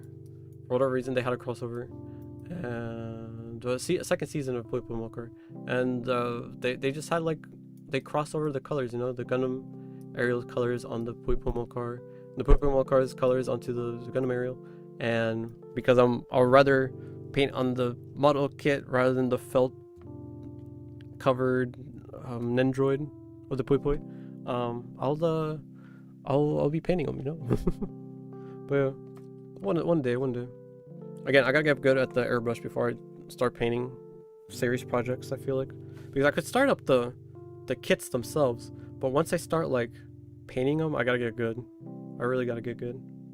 Yeah, I did kind of good with the Kyusai, but I did not like how I had to like stop midway and kind of just do everything else hand painted. Like, sure, I got the project done, but I want that like high quality, seamless, like airbrushed look and feel to it, because you do see like the textures and kind of like the bumpiness of like the brushes and whatnot, but I don't know. I gotta get good. Especially when it comes to garage kits and just model kits, I suppose. But yeah, one of these days I'll get better. Raw's already out, but I think it's kind of meh. Oh, you say Gundam Start? No, yeah. Oh, okay. This obelisk is sick as fuck, actually. It's all stanced up and everything. Fucking open hand, closed hand. I know they released the model, not the model kits, but the scale figures, you know, for like the 3 god cards, and I don't know if they ever released one for Exodia, but I do have the Blackluster Soldier scale figure. It came out a couple years back, and it was the re-release one with the corrected colors, because they did a version with the like the cards bland and kind of like drained out colors, and like this artist version of like the colors were like kind of like amplified, and I was like, I got that version. It was so nice. It's so nice. The XA, yeah, I got you. I was looking at the PG XA. Oh, nice. Oh shit, there's a Zeus Yu-Gi-Oh one. That one goes for, there goes 200 for both. No, I demand on stream. I'll go get some. I'll figure it out. You know, I'll figure out like what I'll do on stream and what doesn't get done on stream. But for sure, when it comes to like priming stuff, that's all gonna be off stream, and because I need a well ventilated area, and then I want to be doing that in my room. All these chemicals and shit. I want to get a high quality Carabin and paint it. Ooh, nice. But yeah, a lot of cool things out there, you know. So a lot of cool things to work on, and a lot of cool things to like to see and what to do. But well, it just takes some time. It's like take some time and effort to actually get them done. I suppose. But yeah, I'll get to working soon and then get them all done. At least I do want to have them on stream, you know, so be able to share them with everyone, because that's the ideal, you know. That's what I want to be doing with my VTubing and whatnot. Just have all these projects and kind of sharing and kind of going through the process and chatting with you guys, you know. I don't know, it gets lonely, you know. I'm over here painting for a couple like miniatures here and there, like, oh man, I can only listen to music and podcasts and streamers for so long.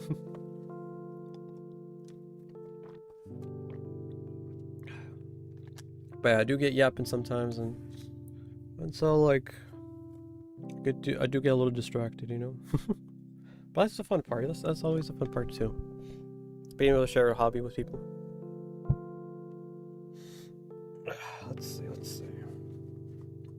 Might not necessarily be like common interest, you know, but it's still nice to be able to talk about and get excited with and about. You know, you just gotta consume. You gotta wait for the next product, get out all hyped. I say that ironically, sarcastically. Don't take it seriously. Oh no. Let's see. Soy jacking right now, you know, fucking.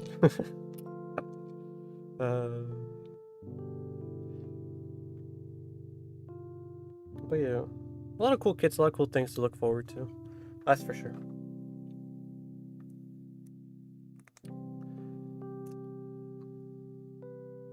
One big thing that's stopping me though is skill for painting, and then the money to actually get them. But like a broken record, you know. I'll keep talking about it. Working as a CNA, and then hopefully one of these days, and get it done, get the cash, and get more projects going. But yeah, Cheryl kind of called me out a little earlier, either earlier on Discord or on stream. I don't remember. But finishing projects, you know, that's something I don't do often. Because I started a project, you know, like the aerial I showed off a little earlier. Never finished it. I mean, I've finished building the kit, you know, but I still haven't done the painting, so that's still a project on hold right now. So, well, it's good to look forward to. I'm retarded. Oh, that's bad. Okay, I tried pushing in this piece, right? But then I like fucking bent the fucking thing. Jesus Christ. I have some glue. Hold on.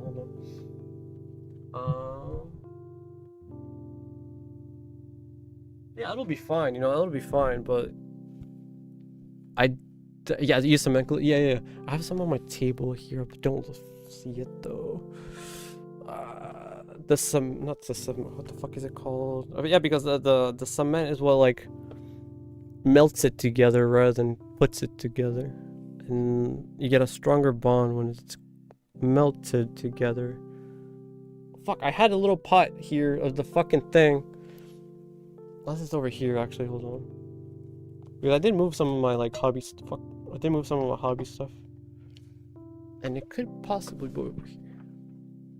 Let me see. Past painting projects right here. You know, you got Akira, you got me. That's when the airbrush was working at the time, when I got a good feel for it, and now I struggle.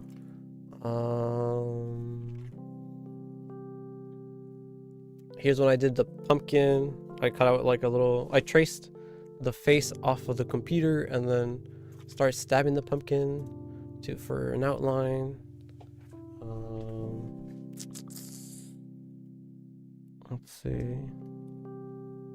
I see some airbrush cleaner, some liquid, some old ID cards I printed out that were faulty during my time as a school photographer.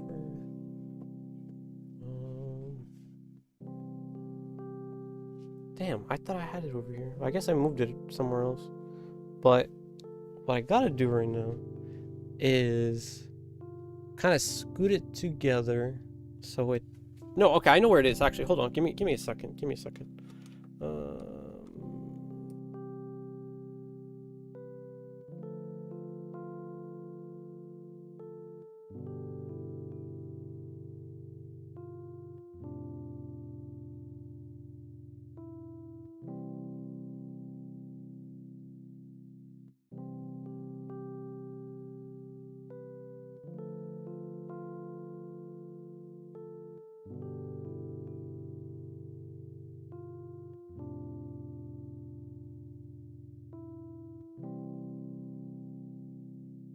Found it.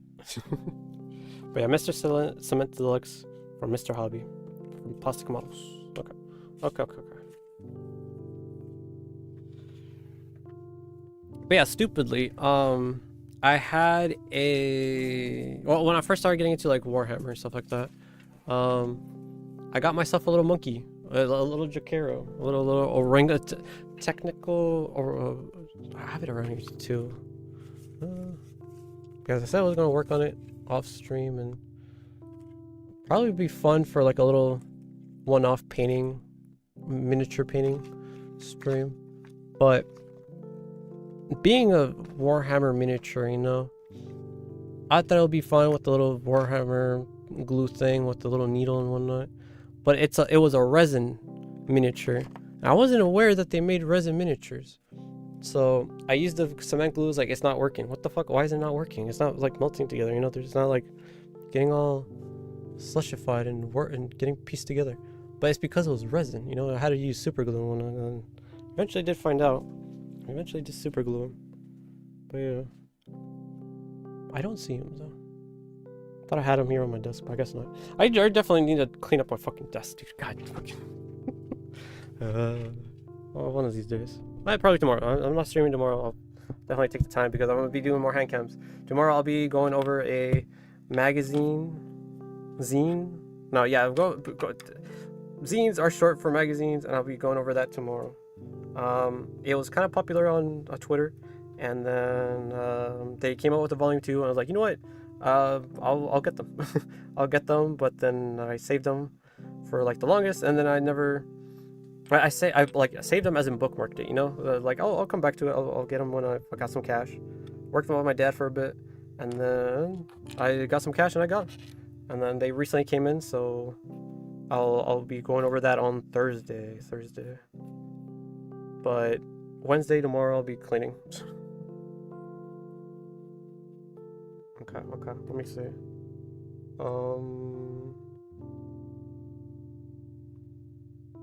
Put this face down. This like this.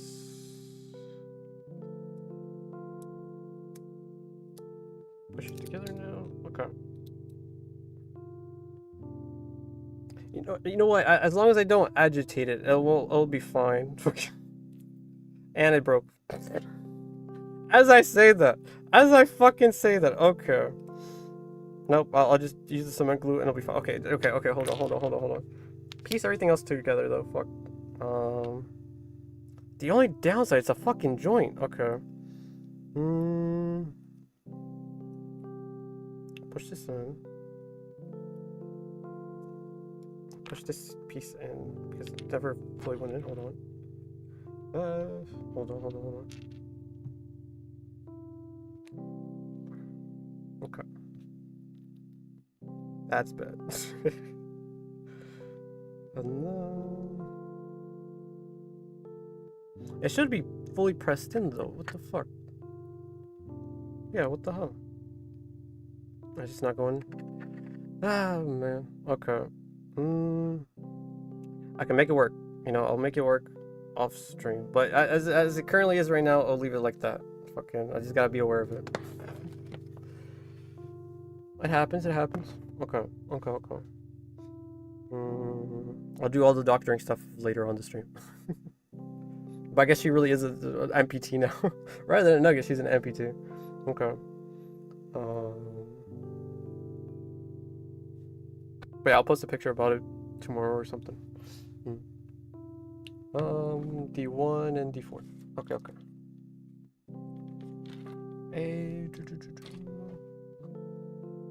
Let's see.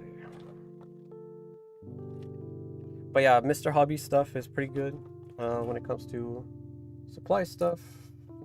The Japanese know what they're doing. And the people who review it on YouTube also know what they're doing.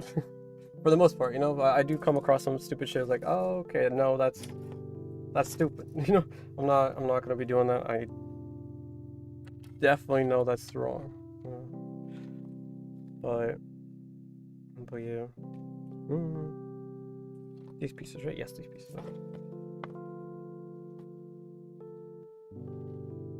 I don't know, sometimes they're just there to shill shit, you know, so like, no, that's bad. Fucking, what are you doing? Like, no, this is our patent product, you know, we just came out with it. Like, no, okay, cool, don't care, fucking. I just move on to the next video.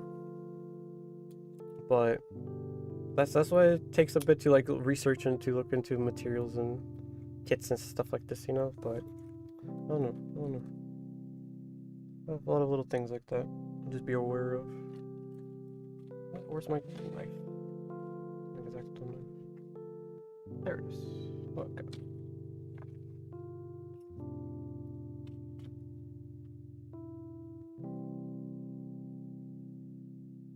But when it comes to like supplies, I've tried not to cheap out.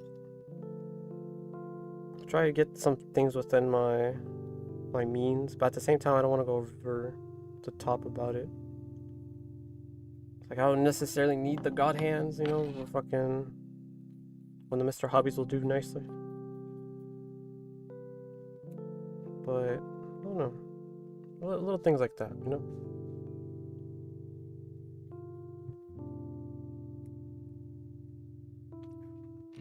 But sometimes you do need to drop some money for fucking specific items and such. But no, I see people though fucking drop hundreds and hundreds of dollars for items they don't necessarily need on projects they're planning on doing but never do. Like fucking that's what blows my mind. Like I have the projects lined up and everything. I have the materials what I need and all this and that. And I research it, you know, but other people are like, oh no, I need this rubber thing because I saw it on a YouTube video of like people doing it. It's like, yes, you might need it, but do you know how to use it? It's like, no, but I'll learn. It's like, oh, I guess. But I'll and then they never do it, and then, but I don't know. It's crazy to me. It's crazy to me when I come across. Because I come across it quite a lot, you know, fucking just seeing it online, people like just get so hyped up and like they buy all these materials, drop as much money as they can to start off a new hobby, and then they don't do it, or like they start it but then they don't finish it. They're fucking But man, and kind of like to avoid that, I kind of like also started to do all this VTubing stuff. Excuse me. Kind of to be like because I am pretty good about finishing my projects and stuff, you know. Like I do get my miniatures painted, I do get my kits built, but every so often, you know, you just see that and then like, what are you doing? What the fuck are you doing? Just because you saw it on YouTube doesn't mean you need to get it, you know, fucking. But man, you can't. Sometimes people just do it, you know, fucking. You can't tell them no.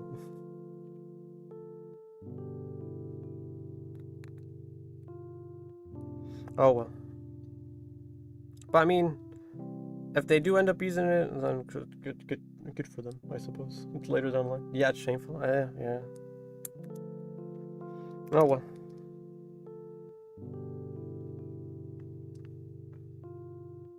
But that's the other thing too, you know, like they like get all these materials and then like, oh, I saw this one YouTube video use it, and I think I need to use it too, right? And I'm like, I suppose, but then like, but they don't know how to use it, and then when they come across that thing, like, oh man, I'm messing up.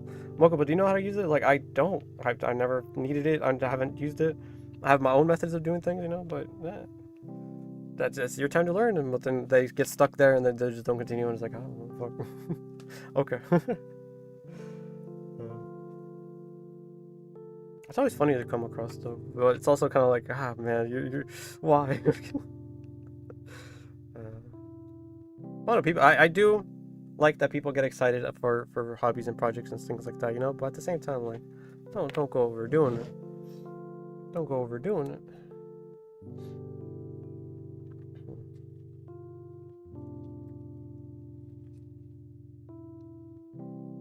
Oh well. Oh well. B12 was it? Yes.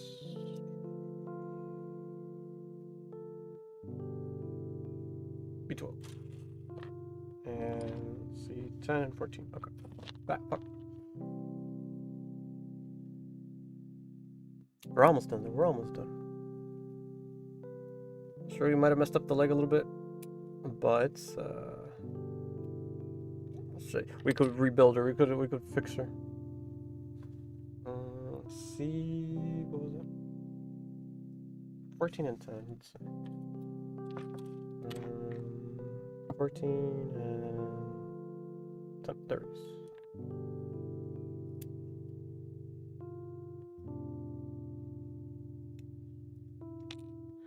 But well, when it comes to hobby stuff, you know, that, again, I don't want to scare people off and whatnot, but at the same time, like, know what you're doing. Do your research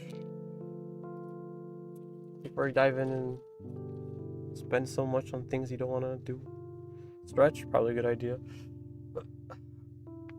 Oh, there goes my shoulder.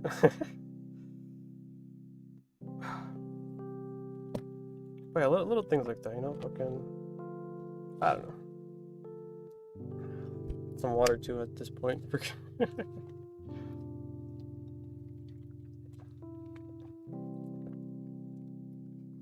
What I really want is a soda though, fucking.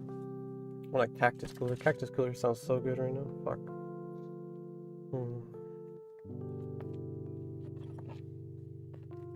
I'll probably get one tomorrow. I'm out getting the clay and other stuff.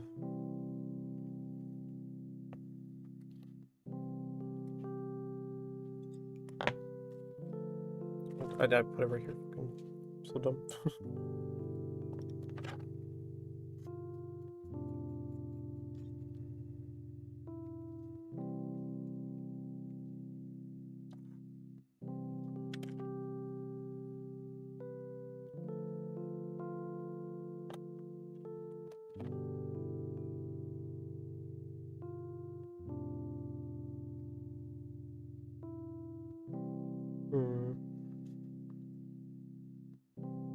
Oh no, I usually just get the materials I need for the time being, you know, like sure I'm gonna get some clay tomorrow, but I'm not gonna get all these sculpting tools that I don't know how to use or don't really have a plan for, and they'll probably remain in the packet until I actually fully understand what I'm doing and what I have planned and whatnot.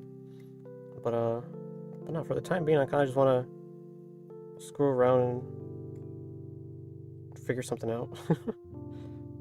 Get a feel for the clay before I have a need to get all these other extra tools to sculpt and push around and such. But now, once I get to that point, though, I want to be doing figures and such. Oh, I did talk about the thing I was the zine in the beginning. I kind of want to show it off right now. But I came across this one zine called 28. It's called 28, and it's revolves around fantasy board games and miniatures and role playing and all this and that. It was really, really cool. And I was kind of flipping through their online zines and whatnot, and I came across this one really cool article. You know, basically the whole entire like process of making a miniature. Not necessarily like through production line, but in the sense of a. What the fuck? Don't tell me it's locked or something. Hold on. What the fuck? Okay, I'll figure that out too. Okay, the leg is just fucked. I don't know what the fuck I'm doing wrong. Okay, pop this in. But yeah, they kind of just showed off like what they did for the miniature, how they built it. But of course you gotta start with the sketch, and then you gotta start filling out what you want to do with it, how it's gonna end up, all the materials on the look and the colors and such.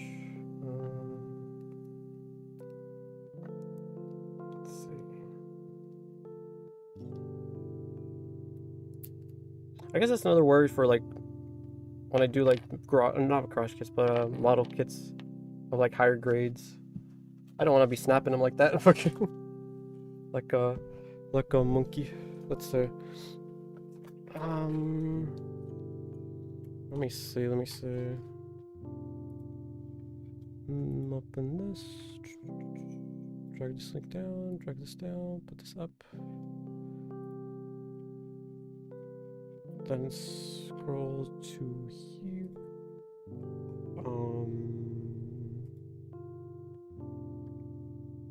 There it is. Okay. I'll link it too in the stream, but let me see. Watch along? No, handcam gaming. B-day. I got a couple tabs open, but let me close this, and this. No. Yeah, I'll be fine. Okay. Window capture? Yes, this, and then on. There we go, okay. Now to shorten it.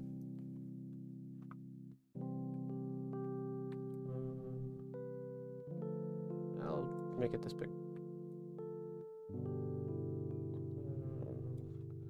And zoom in.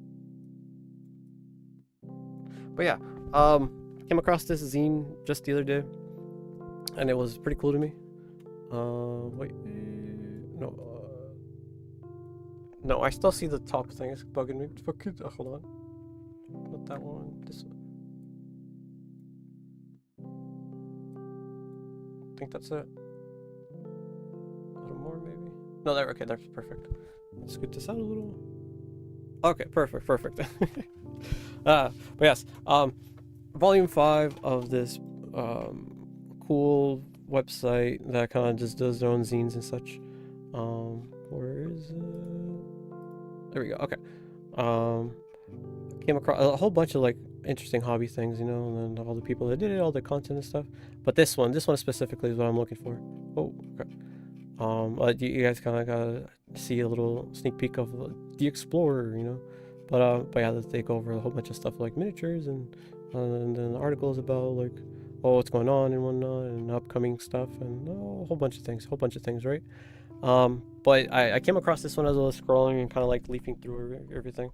I saw this one, I was like, oh, that's pretty cool. Like, you know, that's an explorer. She's like holding a pickaxe, all of her materials, and that's pretty nice drawing, you know. Bam, there it is as a miniature. I was like, whoa, hold on. Pretty cool. And so then they started talking about it like, it's finally time. We could no longer resist. Our appetites were no longer satisfied with simply reporting on the epic creations and artworks that populate our hobby. We needed something visceral, something we could draw upon and mold, something we could taste with our tongues, share with our readers. And so they did exactly that, you know, freaking they start talking about like the sketches and like what they want to draw and how that is, and like, oh, I like the idea of the adventure, and then what scene is she gonna have? What does she have like as equipment and whatnot? And so they ended up like getting an idea of what they wanted to do, right? And so sculpting the explorer, they got a little armature, you know, like got little wires and whatnot. You make the pickaxe out of wires as well. Have her hold it, sculpt out the body with little pieces of clay, and then start sculpting in the details and such. Actually, let me see if I can zoom in. It's a little pixelated, but yeah, you can see it. Hold on, I gotta zoom. Scroll this up.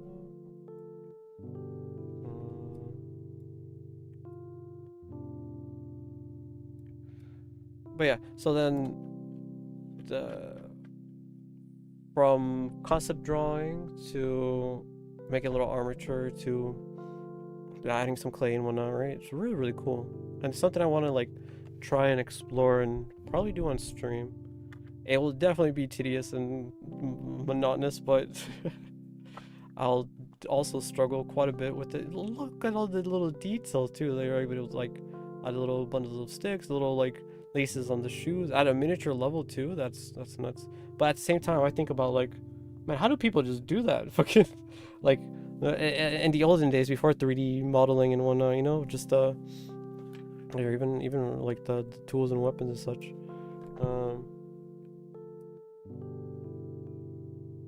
They're made out of wire, you know. Fucking, it's even the little sign, the bird on the sign with his little feet. Oh my god. Then playing with the explorer, you know, the explorer, the agility, toughness, resilience, health, armor, all this and that. It's really, really cool. End of the road. And you got the explorer right here too. Control. But oh shit, I kind of blocked myself out. But yeah, Mouse, MSP, he's been doing a lot of like cool fan art and miniatures of VTubers and such, including me, you know, just their little slideshow will pop up, but I kind of want to do that. I kind of want to get into that as well. And I'm not sure going to be like at the very tiny miniature level, kind of like how they were just showing it off here, but it'd be very interesting to do and see. But that's definitely like a big learning curve. And first I gotta get used to the clay, and then get used to what the materials are, and then how to build it itself. But even then, like not just stop there, but actually do like bigger figures and a whole bunch of things when it comes to this. But let me see. I'll go back to the top. I'll post the PDF. Oh, actually, hold on. What am I doing? Window capture. There we go. Okay, but yeah, I'll look up the website and like link it to you guys. Publications. But yeah, scroll down and you'll be able to see like the 6 main volumes, and then some old IDW stuff, I guess, and some old issues they had, and then number 1 and 2, and then some other books or newspapers or whatever they got going on. But yeah, the one I kind of just showed off right now is volume 5, so I'll show that one as well, specifically that one. But they're all cool, they're all very cool. Oh no, wait, I fucked up the link. Don't put that little end. Actually, can I delete that? Hold on. I added an extra like slash to it, but highlight chat, mod view, turn on shield mode. Chat. I don't know how to fucking delete. I hate that the fucking Twitch is so stupid when it comes to this. But does it open? It does not open. So lame. Chat settings. It's not like I could just like delete a comment, you know? Okay, clear chat. I could just clear chat. You could just do that. What the fuck? Start chatting stream. Delete messages. Brief. Delete messages. Choose how you want to delete a message in chat. As a streamer, we have default as brief. 8 messages were deleted by moderator. What the fuck? What was that? Oh, fucking no. Okay. But yeah, if you're gonna be typing the link, just do it without the last slash at the end. But yeah, I fucked that up. I fingered it. But yeah, a lot of cool stuff. when it comes to this zine, and I'll keep up with it and share if I see anything cool that they publish and whatnot. But yeah, miniature building probably one day, definitely one day. But yeah, let me finish off this leg and then we'll take a break. Take a break and end stream. Let you guys roam free, you know. Let's say so we just finished the shin, the knee. Okay. And I get the little butt piece, the little, let's say, the little thigh meat, the little butt piece. The absolute territory. I forgot the Japanese name, but it's like Zenoki Renki or something. It's very Japanese. I don't know Japanese, so I can't say it. Not without practice, I suppose, but yeah. Learning languages is a huge fucking goal of mine, but it's something for later down the line. I mean, of course I could start now, you know, but I mean, I don't know. A lot of things to look into, a lot of things to think about when it comes to learning languages. But I don't know. I've been always like that type of fucking person to like I was just saying earlier about like hobbies and shit. I've been that type of person that rather study how to get into it before actually trying it, and then so I could have like a smoother, what's it called? Smoother time with it when it comes to everything, basically, you know. I don't know, a lot of things to look into, a lot of things to like think about when it comes to that type of stuff. So, yeah, I don't know. Born like this? I suppose so. But sometimes it does like overwhelm me. It's like, oh no, that's too much, and then I just don't do it. That's the worst part. That's the worst feeling when I like over psych myself and then where I psych myself out and then just don't end up doing it. There you go.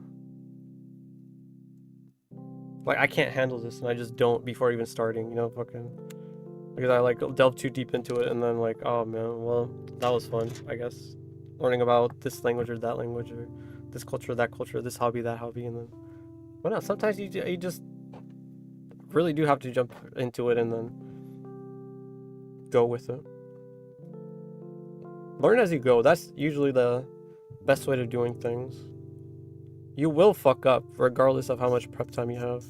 You will fuck up whether you're doing good or bad. You will come up across a wall, you know, and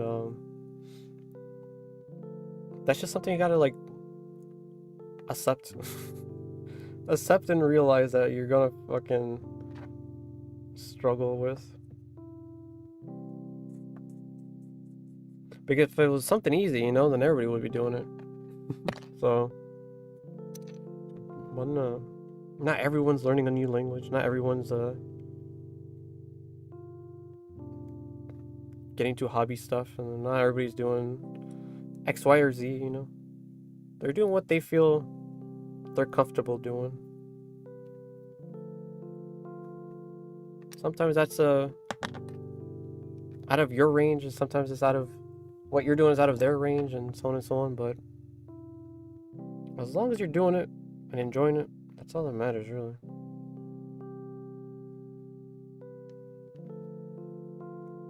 But if you're gonna be doing it, stick with it, you know.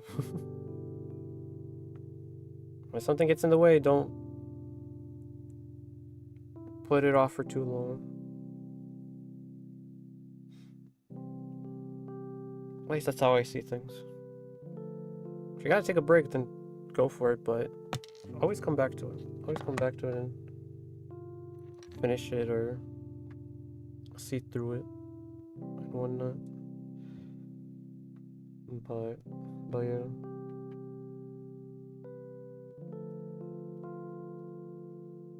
Do it until you're satisfied. There you go. If you want more, do more. If you want less, do less, and until you're satisfied.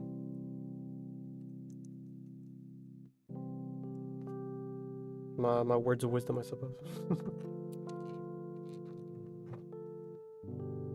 Do it until you can't no more, until you reach it or something.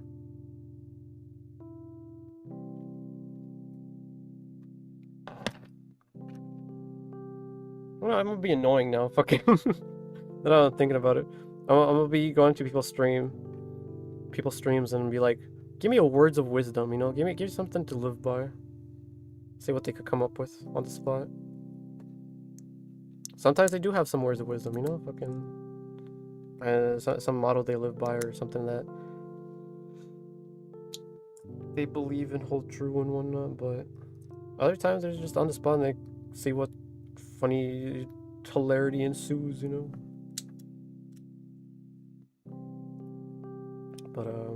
But yeah. Let's see. But I'm done. That's it. Apart from it breaking, you know, it all technically connects. It's all there.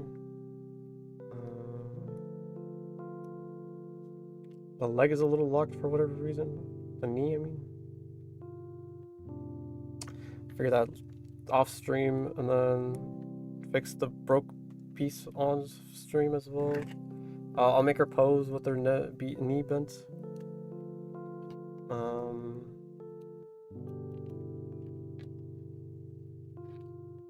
Shit. Hopefully it doesn't break more, but fucking if it does, it does. And I'll fix that too. Oh fuck, it's bending. I'm not okay. I'll just fucking movie magic it. That's bad. Okay, hide it with angles. There we go. Hold on.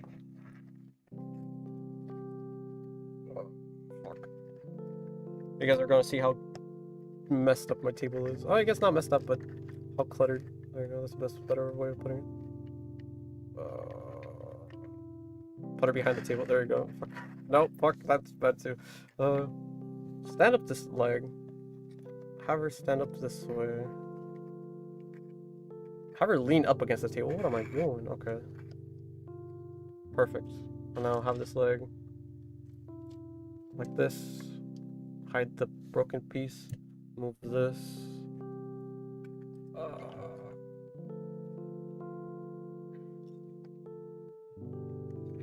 Give me a second. Moving everything here. So you guys can see the finished kit. No reflections, no nothing. Okay. Let's see. Give me a second. It should work. And then boom. Right. Hey Omo. I was about to end stream because I just finished. Hold on. But let me show you what I worked on tonight. Give me a second. It's over. Just about. Hold on. It's not over yet. I gotta do the little reveal. Hold on.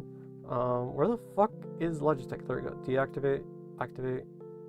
There we go. Okay. But yeah, I just finished building the little blue girl. Which her name is Nipako.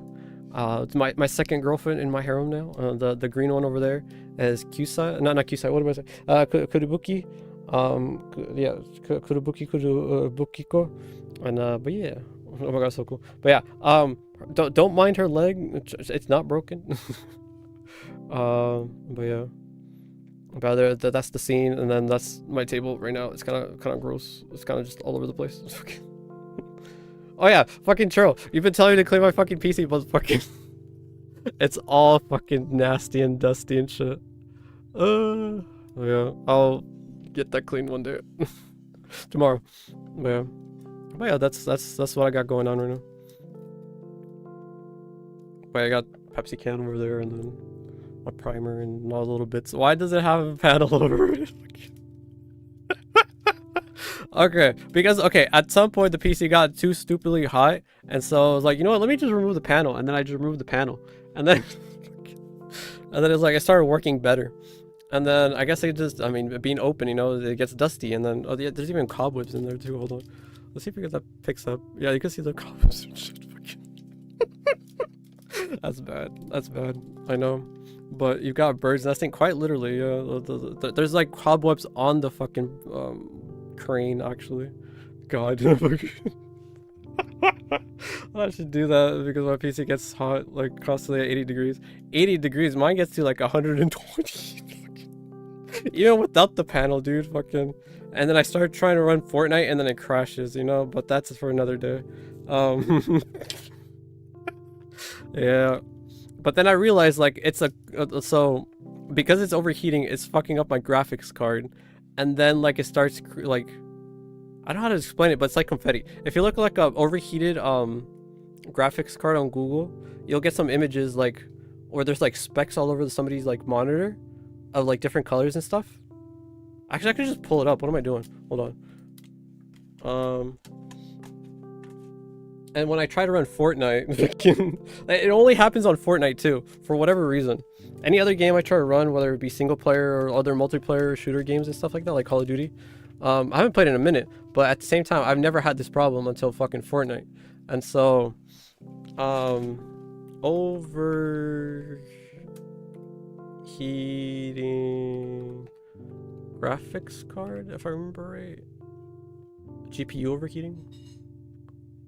Yeah, I start getting shit like this. Hold on. It's so bad. But when it gets like that, that's before the crash, you know. When it gets like that, I just like, okay, let me just reset it before it crashes, and so I do.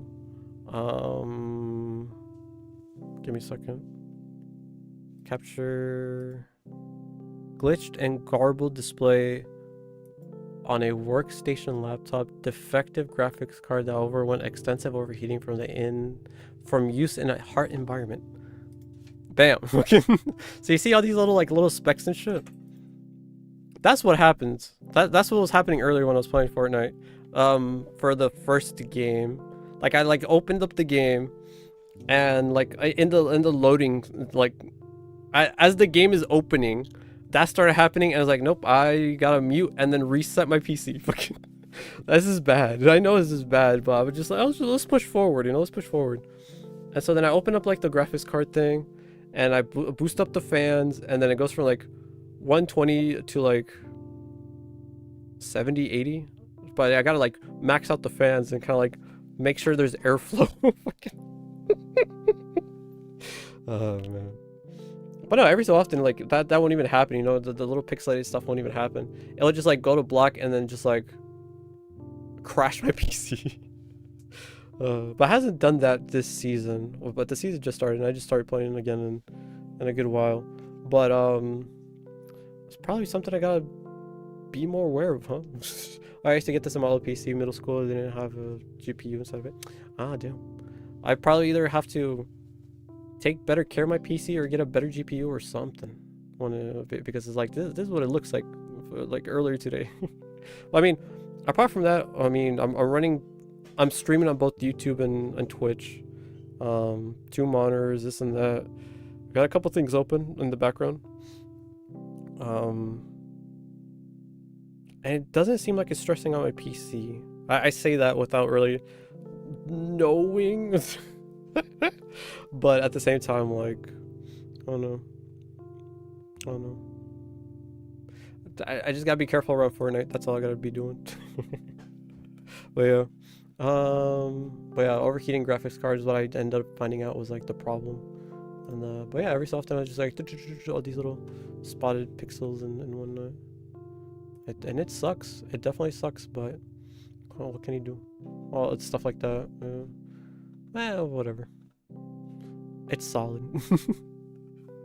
Mokumo expands his harem. Hopefully one. Oh, you're fucking. Hopefully one day it grows to PC. Thank you for the clip draw. But yeah. One day. But yeah, with that, that's the end of the stream, you know. Freaking, let's go to watch along. Yeah, that was just like talking about my little a little GF from last year and all this and then oh yeah, that's the CNA stuff. But yeah, a whole bunch of stuff I was talking about the last watch along. No, the last watch along wasn't even a watch along. It was a fucking just chatting. But yeah, thank you for coming for the stream. You know, for everybody that's been. No, there was a little thing I wanted to say. What the fuck was it? It was oh, it was a. Oh yeah, but thank you to all the chatters, lurkers, and passerbyers. You know, cringy. I know, but yeah, that's the stream. You know, thank you everybody for coming. And but yeah, that's about it. You know, we finished it. We finished the second girlfriend. I should get pictures of her and kind of put her up here as well. But yeah, but let's see who to raid.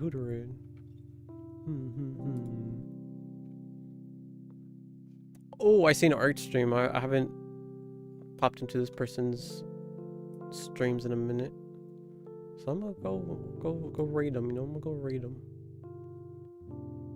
But let's see. Let me grab their name, copy paste it. But yeah, thank you everyone for coming by.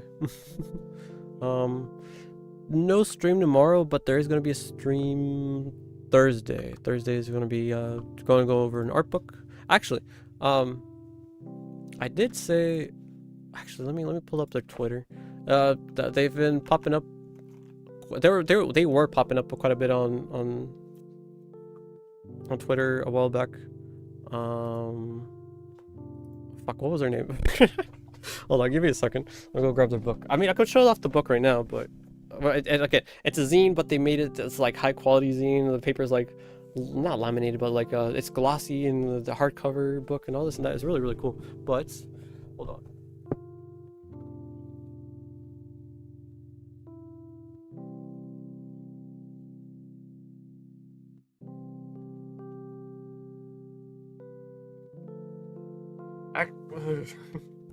Actually, yeah, I'm just pull up on the webcam because their name is Sim, but I don't think that's what their Twitter is.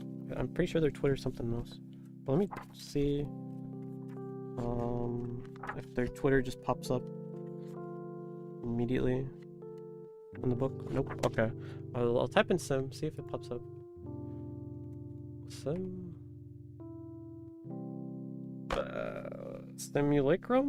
Simulacra magazine. Simulacra.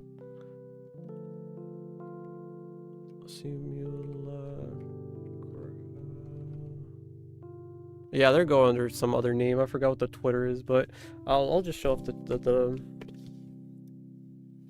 let's see, the cover to the first volume.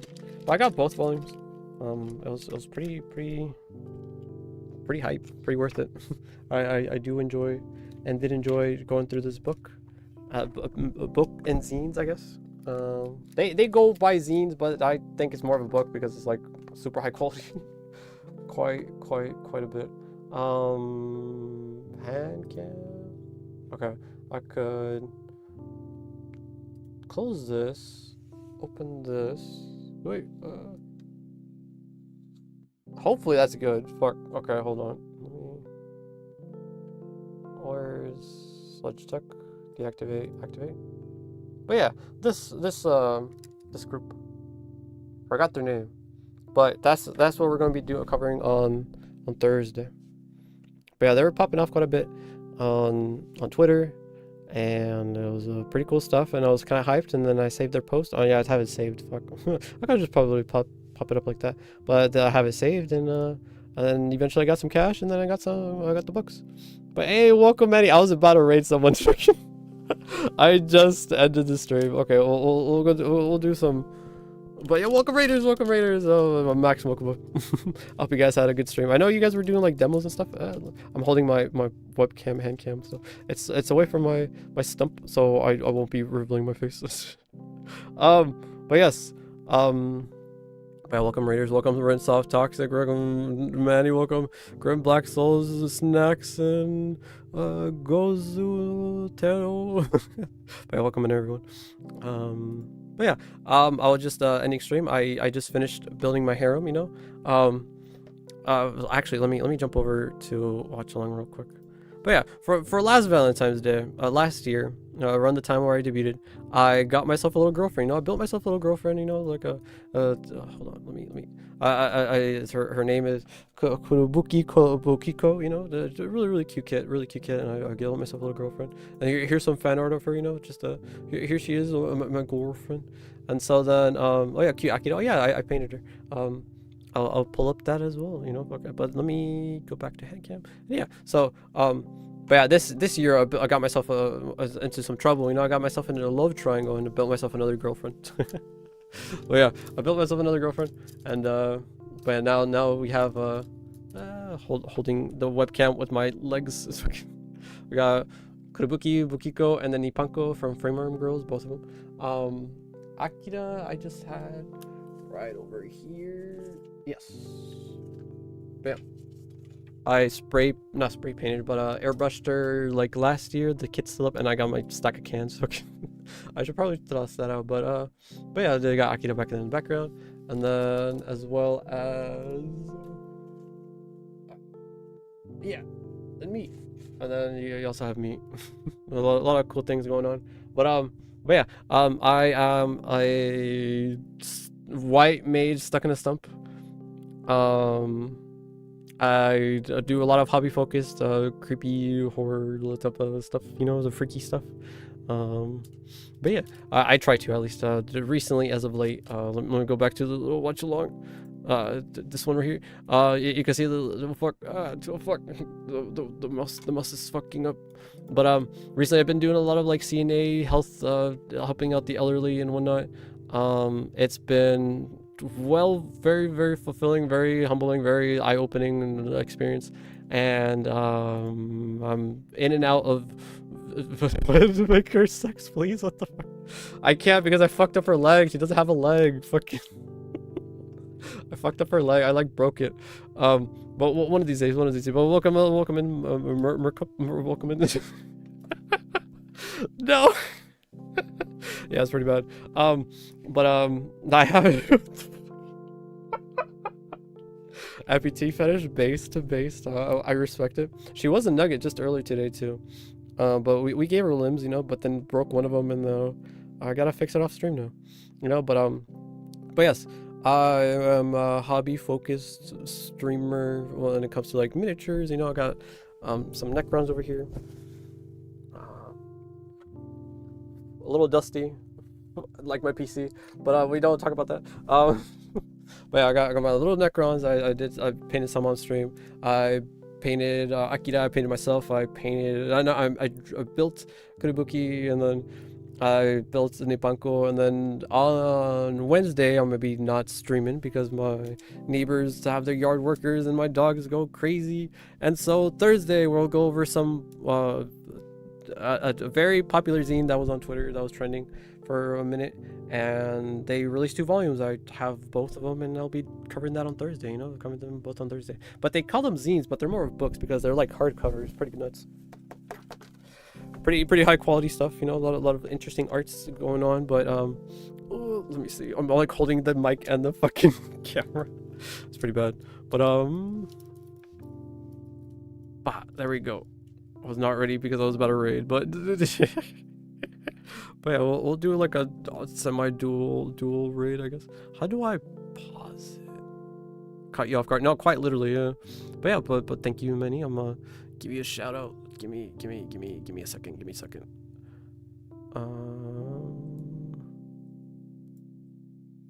Control C. And then slash shout out. It even copied the Prime Gaming. Your Prime Gaming, Manny? Holy shit. I got the little blue hat, blue crown. Shout out Manny. Manny King Mannington, you know. Check him out. He's pretty quirky, pretty brain rotted guy. Pretty fun stuff. A great artist, amazing artist, honestly. And actually, I gotta upload the fucking Moku Pog to like 7 TV or whatever the fuck it's called. But it's fucking badass, really badass. Mokupog. Yeah. Let me pull it up actually. Images. Okay, before I fucking drop the camera and dox myself, let me go back here. Fucking Dell. I'm like covering the fucking figures, but my little girlfriends. What am I talking about? But yes, let me add the Mokupog. I've been meaning to add images to the rotation of the just Mokubas, but it goes this file and then where is it? Saved it by doing. There it is. Yeah, man-eat. Okay, there we go. Yeah, Mokupog. Okay. Really sick. Look at the resemblance. Look. Sick as fuck. It kind of just came out of nowhere too. You're like at Mokuba on your server and like I was like, what the fuck? Like, what happened? And then it's just Mokupog, and then I started like pogging too, and then it was so sick. And yeah, just yesterday Manny was doing more emotes and more drawings and stuff. Just enjoying his time with his viewers and other chatters as well. Great time, great streams and everything, you know. Moving down my pictures. Little Mokuba, future Mokuba, by the way. Just look how ripped I am. Eventually I'll be like this, you know, just like uprooted, covered in vines, still rotted body and everything. But one day. I'll put him down here. And then, but yeah, Mokupog was the next to the Mokuba, and then yeah, fun, great stuff, you know. But check out Manny, great guy. Let's see, we had a collab like last month. It's been a whole month, goddamn. Time's flying by fast. Moku goons. Can't differentiate between the two. Exactly, right? Exactly. Yeah, I quite literally could fucking use this as a model. This is why my PNG is already like a static PNG, you know. But I could just use it. Like what's stopping me? Yeah, I don't know. Eventually, I do want to do like a live PNG at least, so I can to be able to move my mouse and blink, maybe, perhaps. Just need an axe. True. I mean, it is an emote, you know, but you don't want to like overwork an emote and do all this and that. But it came out amazingly. But yeah, I did just finish up everything, and we're just about to be on the 4-hour mark, which is crazy to me. I haven't had a long stream in a hot minute. I haven't been streaming in a minute. Fucking what am I saying? But yeah, I am dual streaming both YouTube and Twitch. Yeah, I don't know what else to say. But yeah, next stream will be on Thursday around 4 p.m. PST or 7 p.m. EST or 5 p.m. MST. Mountain Standard Time, Central Standard Time, Eastern Standard Time, Pacific Standard Time. Yeah, I covered my bases. Yeah. Oh god, it came out amazingly. Yeah, right. Freaking all the little details you can see, like even like on the, you can see like the little knurlings from the burls, like the knurlings on the burls of those swirlies, and then you can also see the top of the stump, and then get that Arizona out of my face. Put it down there, and then you can see like the little cross hatching on the bark and the little, I guess not the sinew, but like the striations of the muscles from the face. EST gang, yeah. EST gang, best times though. But now I'm on PST right now, so it's like 8:19, 8:20. Sust gang. Yeah, I got a little French over here, but yeah, I don't know, freaking. There's a whole bunch of stuff to look forward to and great stuff going on, and yeah, definitely want to anniversary stream this Friday as well. At the very end of the month. It was supposed to be at the beginning of the month, but it's gonna be happening at the end of the month because I got again kind of busy when it came to the CNA stuff. Finally finished. I got my certificate. There was a misprint on it. Rather than saying year 2025, they misprinted and put 2024, and I'm gonna be having that another one, and then eventually posting it on Twitter and places and whatnot. State testing, the official state testing whatnot is going, and Stiggles test is gonna be this Monday. So wish me luck. Wish me luck. I'll go PST bro French. Yeah, Cest, you know, freaking yeah. So my name for real. But yeah, but a lot of things going on. You know, a lot of things going on. But yeah, I'll be catching you guys soon. You know, be streaming on Thursday. So see me then, and then. Again, anniversary. So Thursday will be going over the art books. Friday will be doing my anniversary, 1 year anniversary. I started around the same time as Manny. Pretty cool. So yeah, well, happy 1 year, Manny. But we've made it this far. Let's keep on going. Let's keep on going. And here's so many more, right? Let's say. But yeah, I saw somebody who is. Oh, actually. Do you guys know and or enjoy a streamer named Motaberry? She just went live, and I've been meaning to watch her, but I haven't watched her. I saw like a couple minutes of her. I didn't stay for long. Not familiar. I'm not familiar too, but I'll just to pop in and say hi, you know. Just I think I caught her from Manny's stream. Manny raided into her, but I don't see her name popping up. Ah, fuck. Now I'll raid somebody else. Fuck it. their name isn't popping up. Okay, I'll raid a friend of mine. He's doing an art stream. He's a little squid, and I haven't popped into his stream in a while, so let's rate him. Kyuetsuki Ika, you know, but we just call him Q. Kyuu. But yeah, Q's pretty cool. High energy, they're pretty fun. What's the best way to describe Q? Probably like a cucumber. Yeah.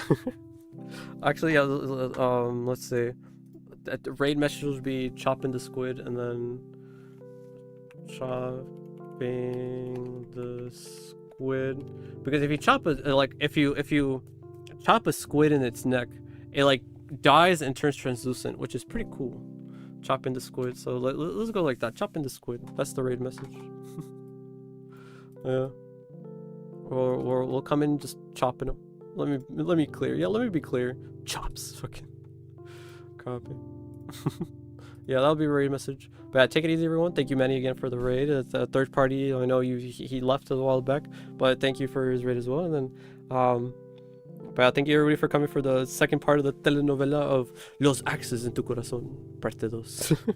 the season finale, you know. But we finally got it all together, and yeah, catch you Thursday, possibly perchance.